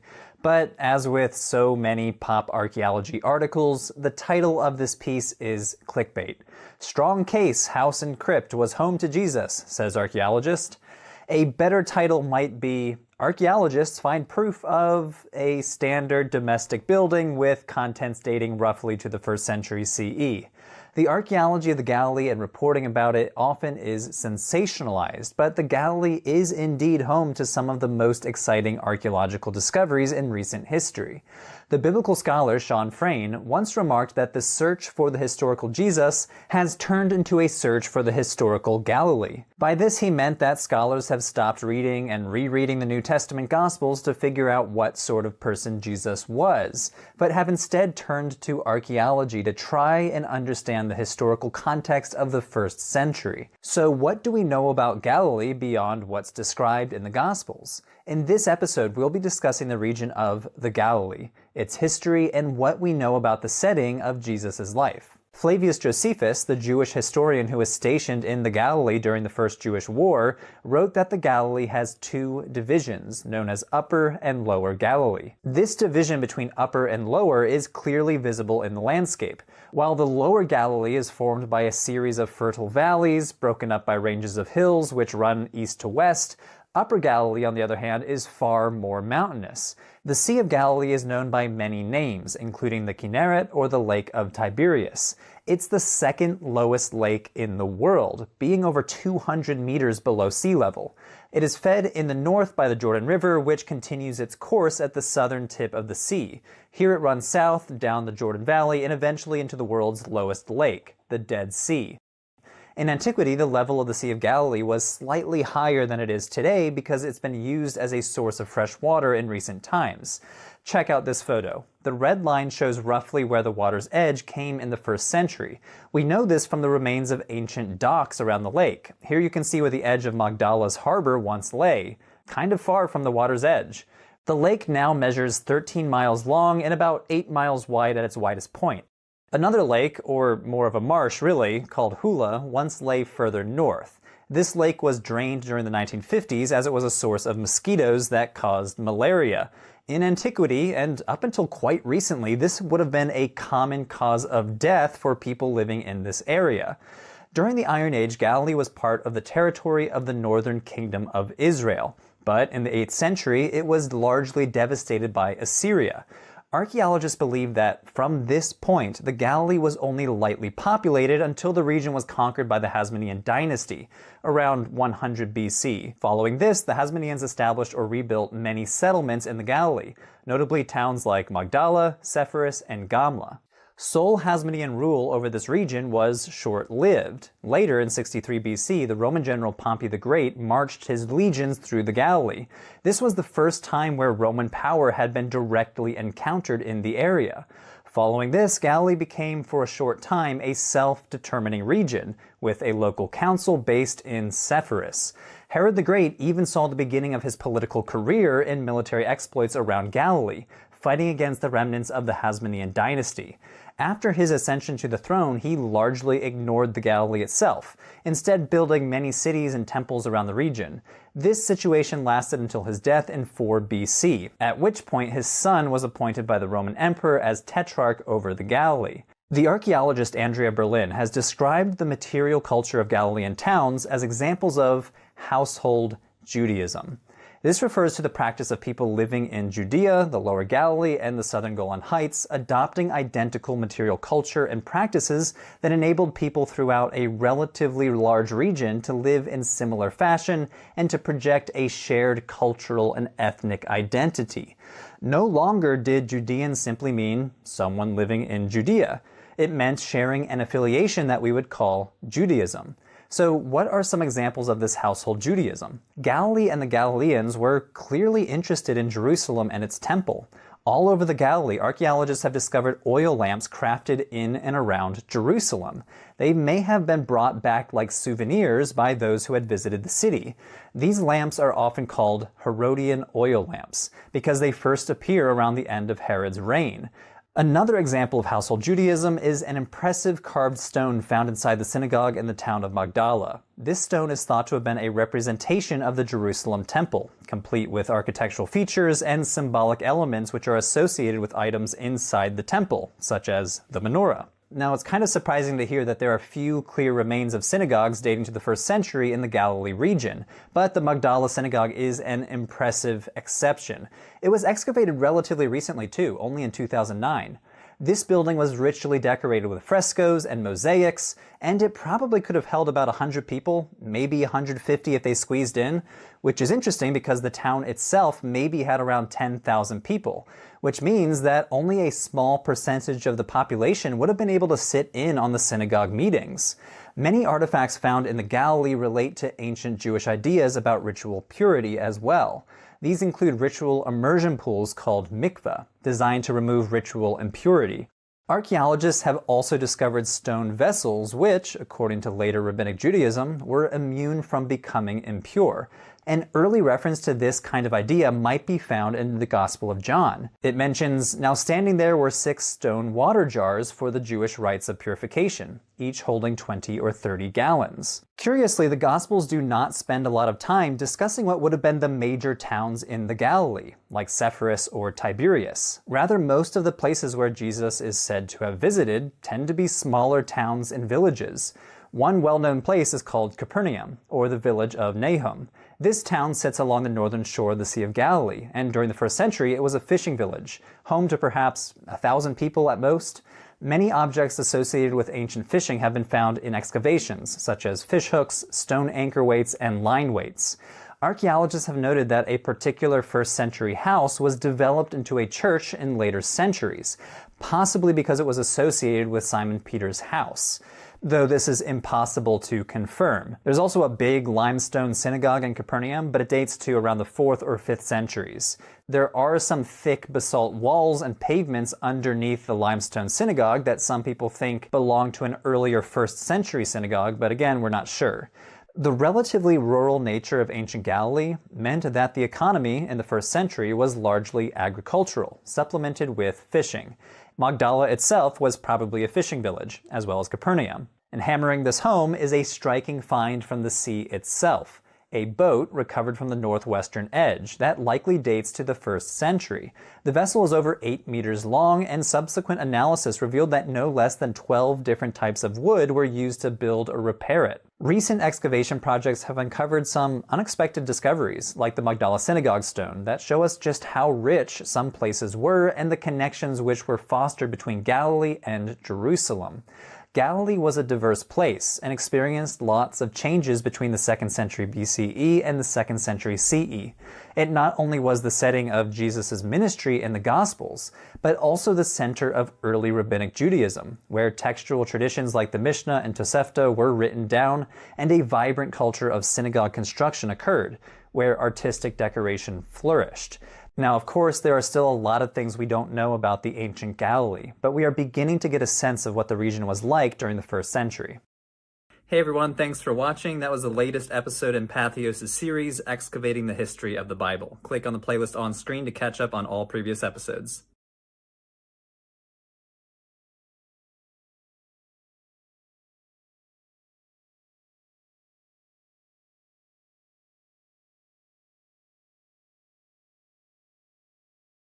From Galilee's shoreline to Jerusalem's crowded streets, the Second Temple era hums with life. Pilgrims ascend, markets buzz, and ritual baths line the roads to sacred space. Here's something to note. Archaeology maps mikvaot, ritual baths, near the temple precinct. And another, streets lined with market stalls serve thousands of pilgrims during festivals. Let's walk into Jerusalem's past.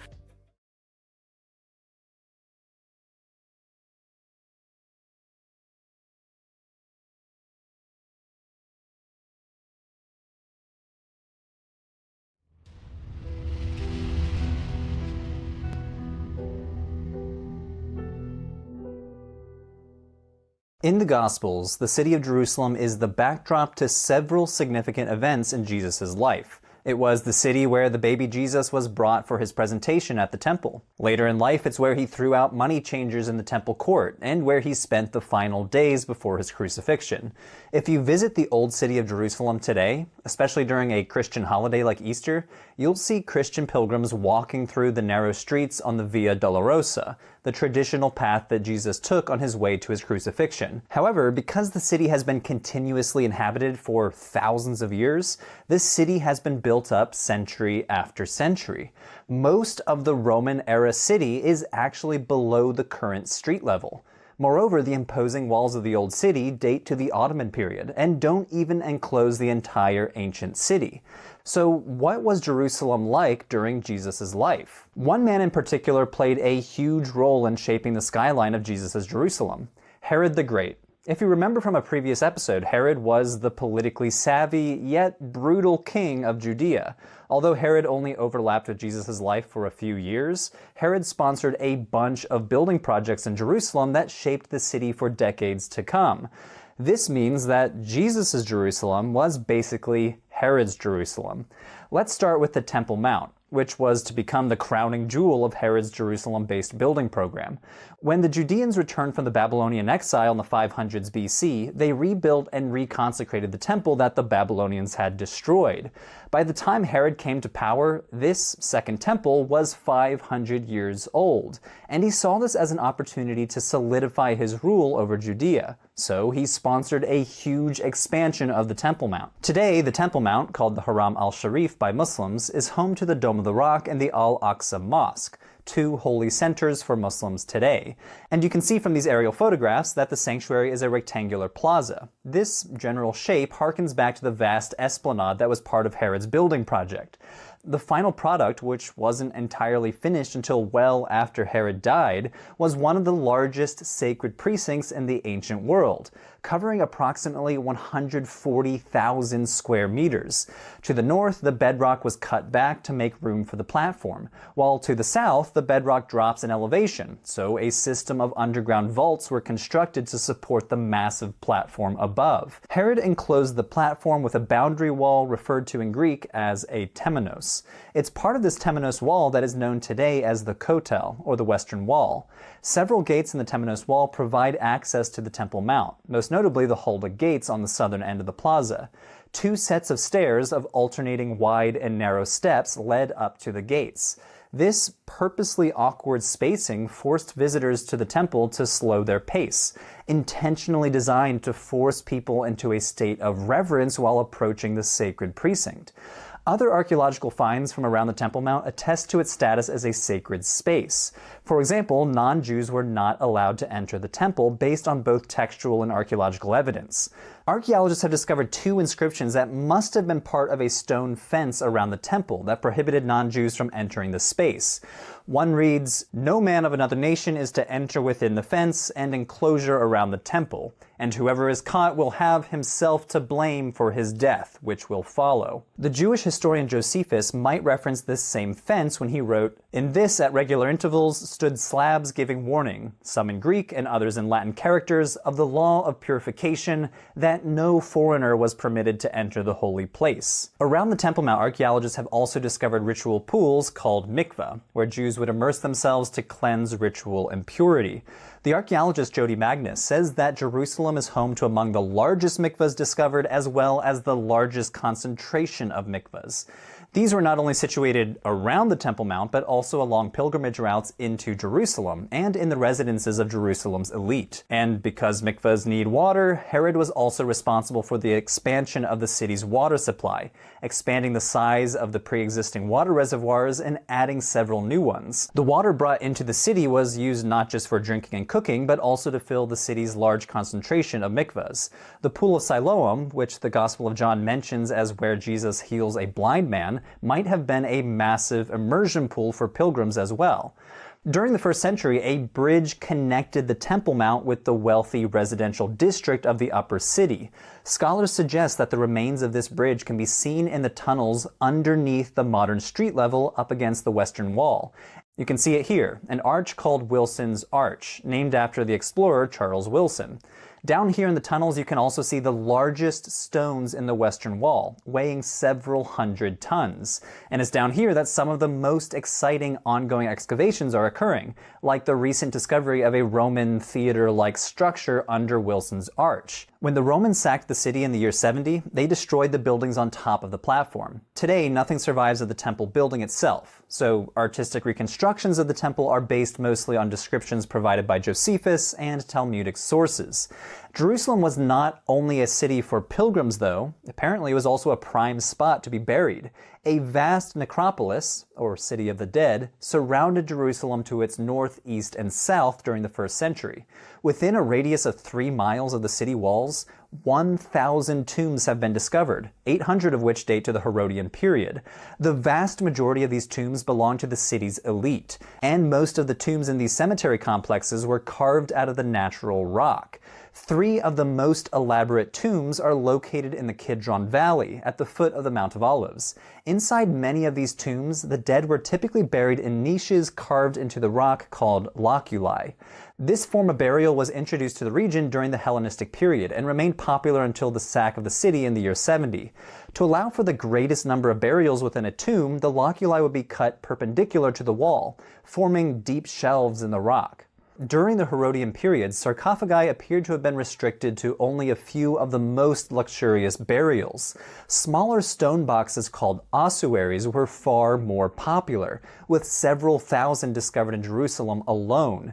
The evidence suggests that the ossuaries were used as a secondary form of burial. Literary sources from the period state that about 1 year after the initial burial, once the body had decomposed, the bones of the deceased would be collected and relocated to a separate permanent tomb. Artisans within Jerusalem carved the ossuaries from local limestone, decorating them with floral and geometric motifs.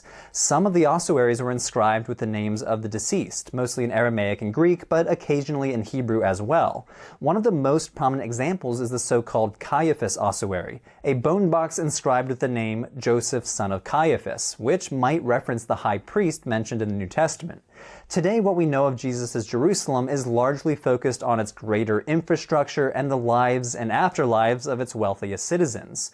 With archaeological investigations ongoing, our understanding of the ancient city is constantly evolving. New discoveries will be made that will write or even rewrite its history as we know it today.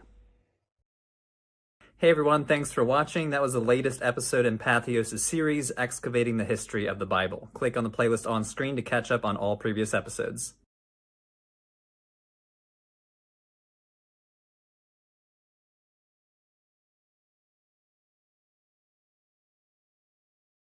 From festival throngs to fortress heights, the revolt reaches Gamla. Basalt cliffs bristle with defenses, coins whisper of hope, and Rome's siege leaves scars etched in stone. Quick fact before we continue.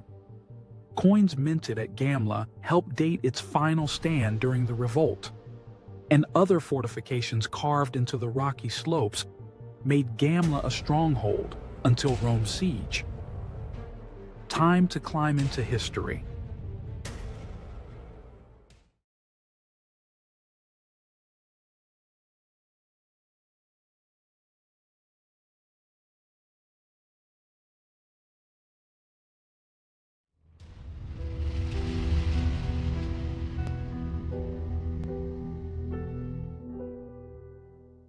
You may have heard about the First Jewish War against Rome. The most famous stories from this war include how the Romans destroyed the Jewish temple in Jerusalem, or the rebels' last stand at the desert fortress Masada. In this episode, we will discuss the outbreak of this war, as well as a lesser-known battle at the ancient town of Gamla, where history and archaeology provide a window into the workings of a first-century Roman siege. The First Jewish War broke out during the year 66 and ended in 73. It began after an escalating series of small conflicts between the Judeans who objected to Roman governance, which was often capricious and sometimes outright sadistic, and Judeans who generally supported Roman rule. The anti-Roman factions gained support when the Roman authorities decided to take valuables from the temple treasury to cover taxation payments from the region. In response to this, wide-scale resistance and revolt flared up. Pro-Roman forces in Judea were quickly overrun, as many towns and fortresses were captured. Cestius Gallus, a Roman general, led an armed force from its station in Syria down into Judea, but he suffered a major defeat in the year 66, boosting anti-Roman sentiments. The war had begun, and it was off to a good start for the rebels. The war was also a significant moment in early Roman imperial history. Following this first crushing defeat, the Roman Emperor Nero appointed the general Titus Flavius Vespasian to suppress the revolt. Landing in Acco in spring of 67, Vespasian and his armies quickly suppressed the Galilee. But while Vespasian was campaigning and in command of one of the largest forces in the Roman Empire, Nero died. This began a series of revolts with men trying to clamor for the top job. Vespasian was the last of these men to claim the empire for himself, being proclaimed emperor in July of 69. To solidify his claim, he left the region and placed his son, Titus, another future emperor, to conclude the suppression efforts. While many are familiar with the story of Masada, the mountaintop palace and later fortress which continued to resist the Roman legions until 73, Gamla is less well known. Gamla is a site located in the Golan Heights, and which has sometimes been called the Masada of the North. However, the stories of these sieges are quite different.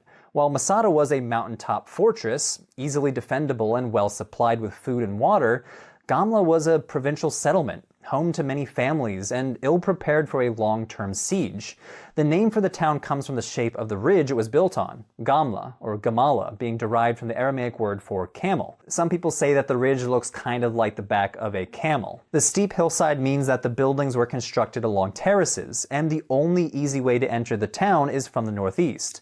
Gamla is also home to what most scholars consider one of the earliest known synagogue buildings.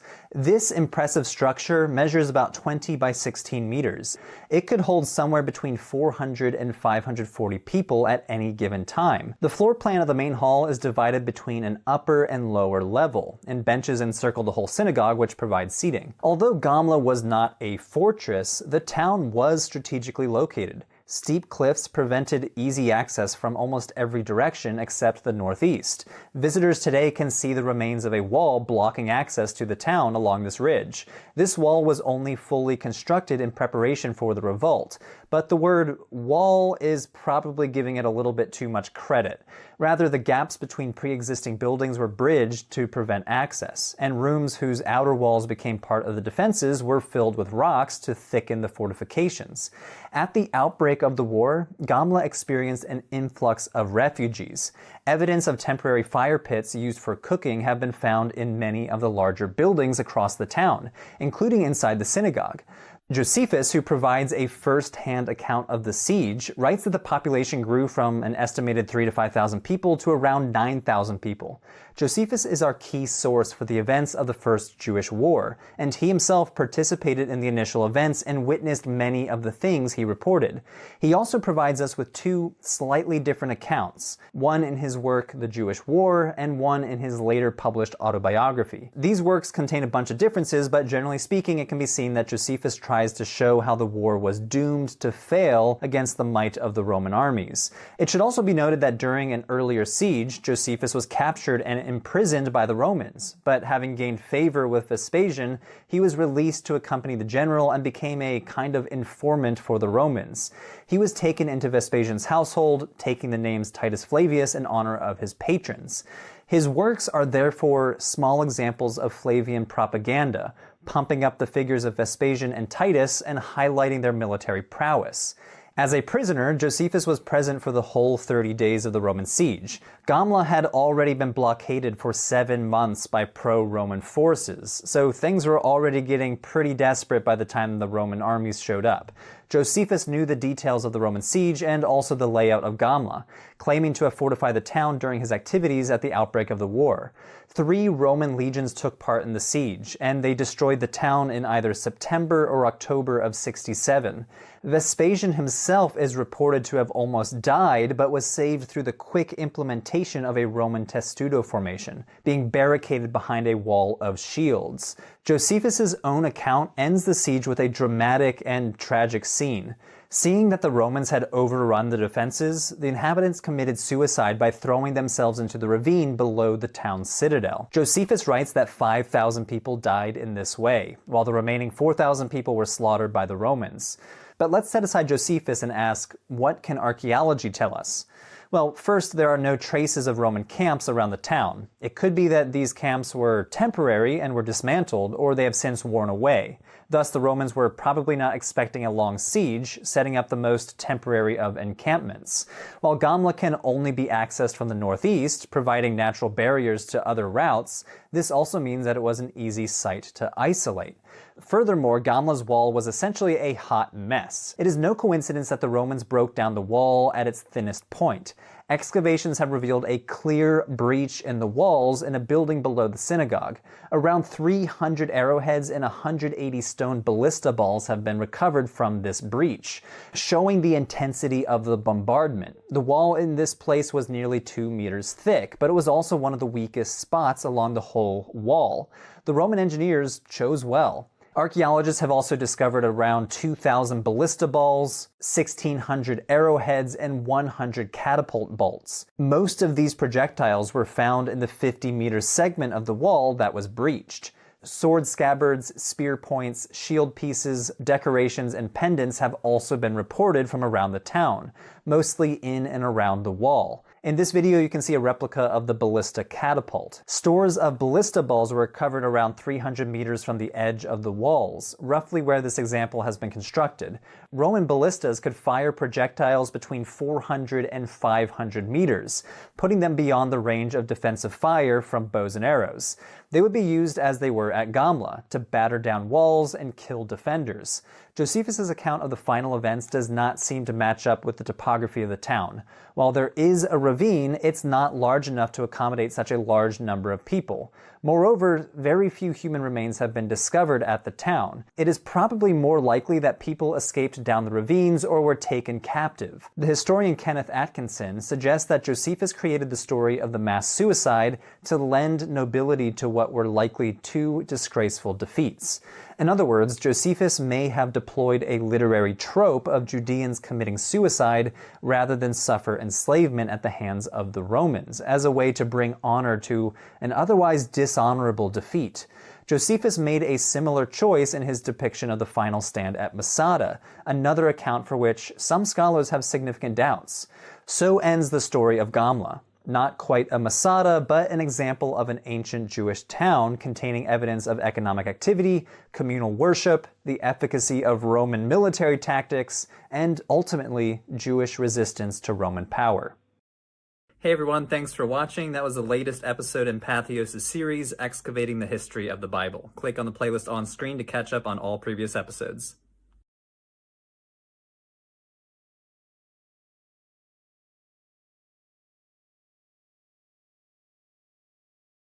From strongholds to synagogues, the story widens to the diaspora. Inscriptions speak of God-fearers bridging cultures as faith travels along trade routes and urban streets. Here's something fascinating. Inscriptions using the term Theosebes mark communities at the edges of diaspora life. And another, these God-fearers often acted as cultural bridges between Jewish and Greco-Roman worlds. Let's explore the final chapter.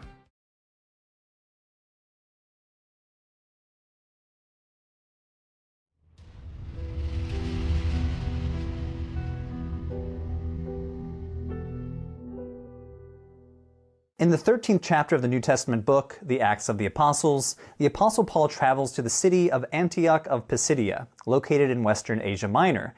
There he visited the synagogue to try to persuade the people that Jesus was the promised Messiah, a man from the line of King David himself. However, before Paul launches into his speech, notice how he addresses his audience. So Paul stood up and motioning with his hand said, "Men of Israel, and you who fear God, listen." That's kind of odd language. Why would Paul say, "Men of Israel, and you who fear God"? If he was speaking to a Jewish audience, this might seem like a redundant statement. Well, the phrase translated from the Greek as "you who fear God" might actually be a technical term, a term referring to non-Jewish people who were interested in Jewish beliefs and practices. So interested that they would actually attend synagogue meetings, even when they had not yet converted themselves. The book of Acts consistently differentiates between Jews and God-fearing Greeks, as Paul bounces from one synagogue to another around the Mediterranean. For example, in Acts 17, he arrives in Thessalonica, and upon visiting the synagogue, he convinces both Jews and Greeks. Some of them were persuaded and joined Paul and Silas, as did a great many of the God-fearing Greeks. Again, notice that word God-fearing, and notice the differentiation between Jews and Greeks. Variations of this phrase, God-fearing or pious, appear again and again in the book of Acts, and seem to reference these Greeks and Romans who were interested in Jewish customs. Josephus mentions a similar phenomenon. In his book, The Jewish War, he mentions non-Jewish women in the city of Damascus adopting Jewish religious practice, and he says that the Jews in the city of Antioch always drew to their religious ceremonies a great multitude of Greeks whom they made in some way a part of themselves. As we see in these texts, non-Jews were apparently attending local synagogues and affiliating with local Jewish communities outside of Judea. This might point to the social context of Paul's so-called missionary journeys, traveling to local synagogues and finding a receptive audience among so-called non-Jewish God-fearers.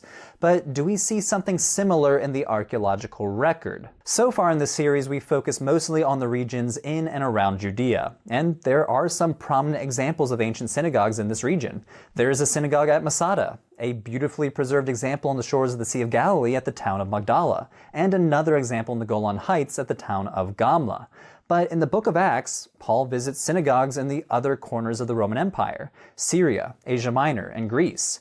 Scholars sometimes call these Jewish communities the Jewish diaspora, referring to the Jews living outside of Judea.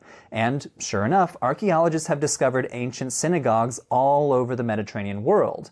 One example was discovered in the city of Priene, located in western Asia Minor. There, the Jewish community converted a house into a synagogue. Archaeologists discovered a niche in the wall where they once kept their Torah scroll, as well as several images of the menorah engraved in the stones of the synagogue. Another prominent example is the synagogue in the city of Sardis, located northeast of Priene. There, archaeologists discovered a huge synagogue that dates to around the 3rd or 4th century, consisting of a long assembly hall and an impressive shrine for the Torah scroll. So even though they are relatively rare, diaspora synagogues are archaeologically attested throughout the Eastern Mediterranean. But what evidence do we have for non-Jewish people joining the community? Over the decades, several inscriptions have come to light using the epithet God-fearer or God-fearing, which might be archaeological evidence of the technical term that we saw in our textual evidence. Many of these inscriptions are dedications from wealthy benefactors in the community. For example, check out this inscription from Tralles in Western Asia Minor, which is a dedication from a pagan woman who paid to refurbish the local synagogue. This is a donor inscription. A modern analogy would be a rich philanthropist donating money to a building project on a college campus. Sometimes the whole building is named after the philanthropist, or sometimes just a single room, and sometimes you'll just see plaques on the wall or stone pavers that name the donors. This example from Tralles is kind of the same idea. Some woman named Capitolina, probably a wealthy local benefactor, donated to the synagogue. She was a member of a powerful local family that included a proconsul of Asia Minor, and her husband apparently was a senator and a priest of Zeus. In other words, this woman was probably pagan, but she calls herself a God-fearer, using a Greek word related to the same word used in the book of Acts to describe God-fearing Greeks. Thus, she may have been one of these non-Jewish individuals curious about Jewish customs, and who loosely affiliated herself with the community. Donor inscriptions happen to be the most common attestation of God-fearers in the Roman Empire. At the Sardis synagogue that I mentioned earlier, archaeologists discovered 6 inscriptions that labeled donors as God-fearers. 2 of the inscriptions were prominently displayed in a fancy mosaic in the synagogue's entryway. Another example was discovered in the city of Aphrodisias, where archaeologists found 2 big marble blocks listing the names of dozens of people who had donated to the Jewish community. It lists 68 Jews, 3 proselytes, and 54 people called God-fearers. These 2 terms, proselyte and God-fearers, appear to be 2 technical categories within the Jewish community. Now, although much of this evidence dates to a few centuries after Paul, many scholars believe that these inscriptions can help us understand the social context of early Christianity, help us understand how it developed in the 1st century. Though it started as a sect of Judaism, the early Jesus movement apparently attracted new members from pagans that were involved in local Jewish communities. This is one reason why the scholar of early Christianity, Paula Fredrickson, calls Paul the pagan's apostle. Although he was Jewish and operated in Jewish communities, he also found an audience among the non-Jewish inhabitants of the Roman Empire as he traveled across the Eastern Mediterranean. Hey everyone, thanks for watching. That was the latest episode in Patheos' series, Excavating the History of the Bible. Click on the playlist on screen to catch up on all previous episodes.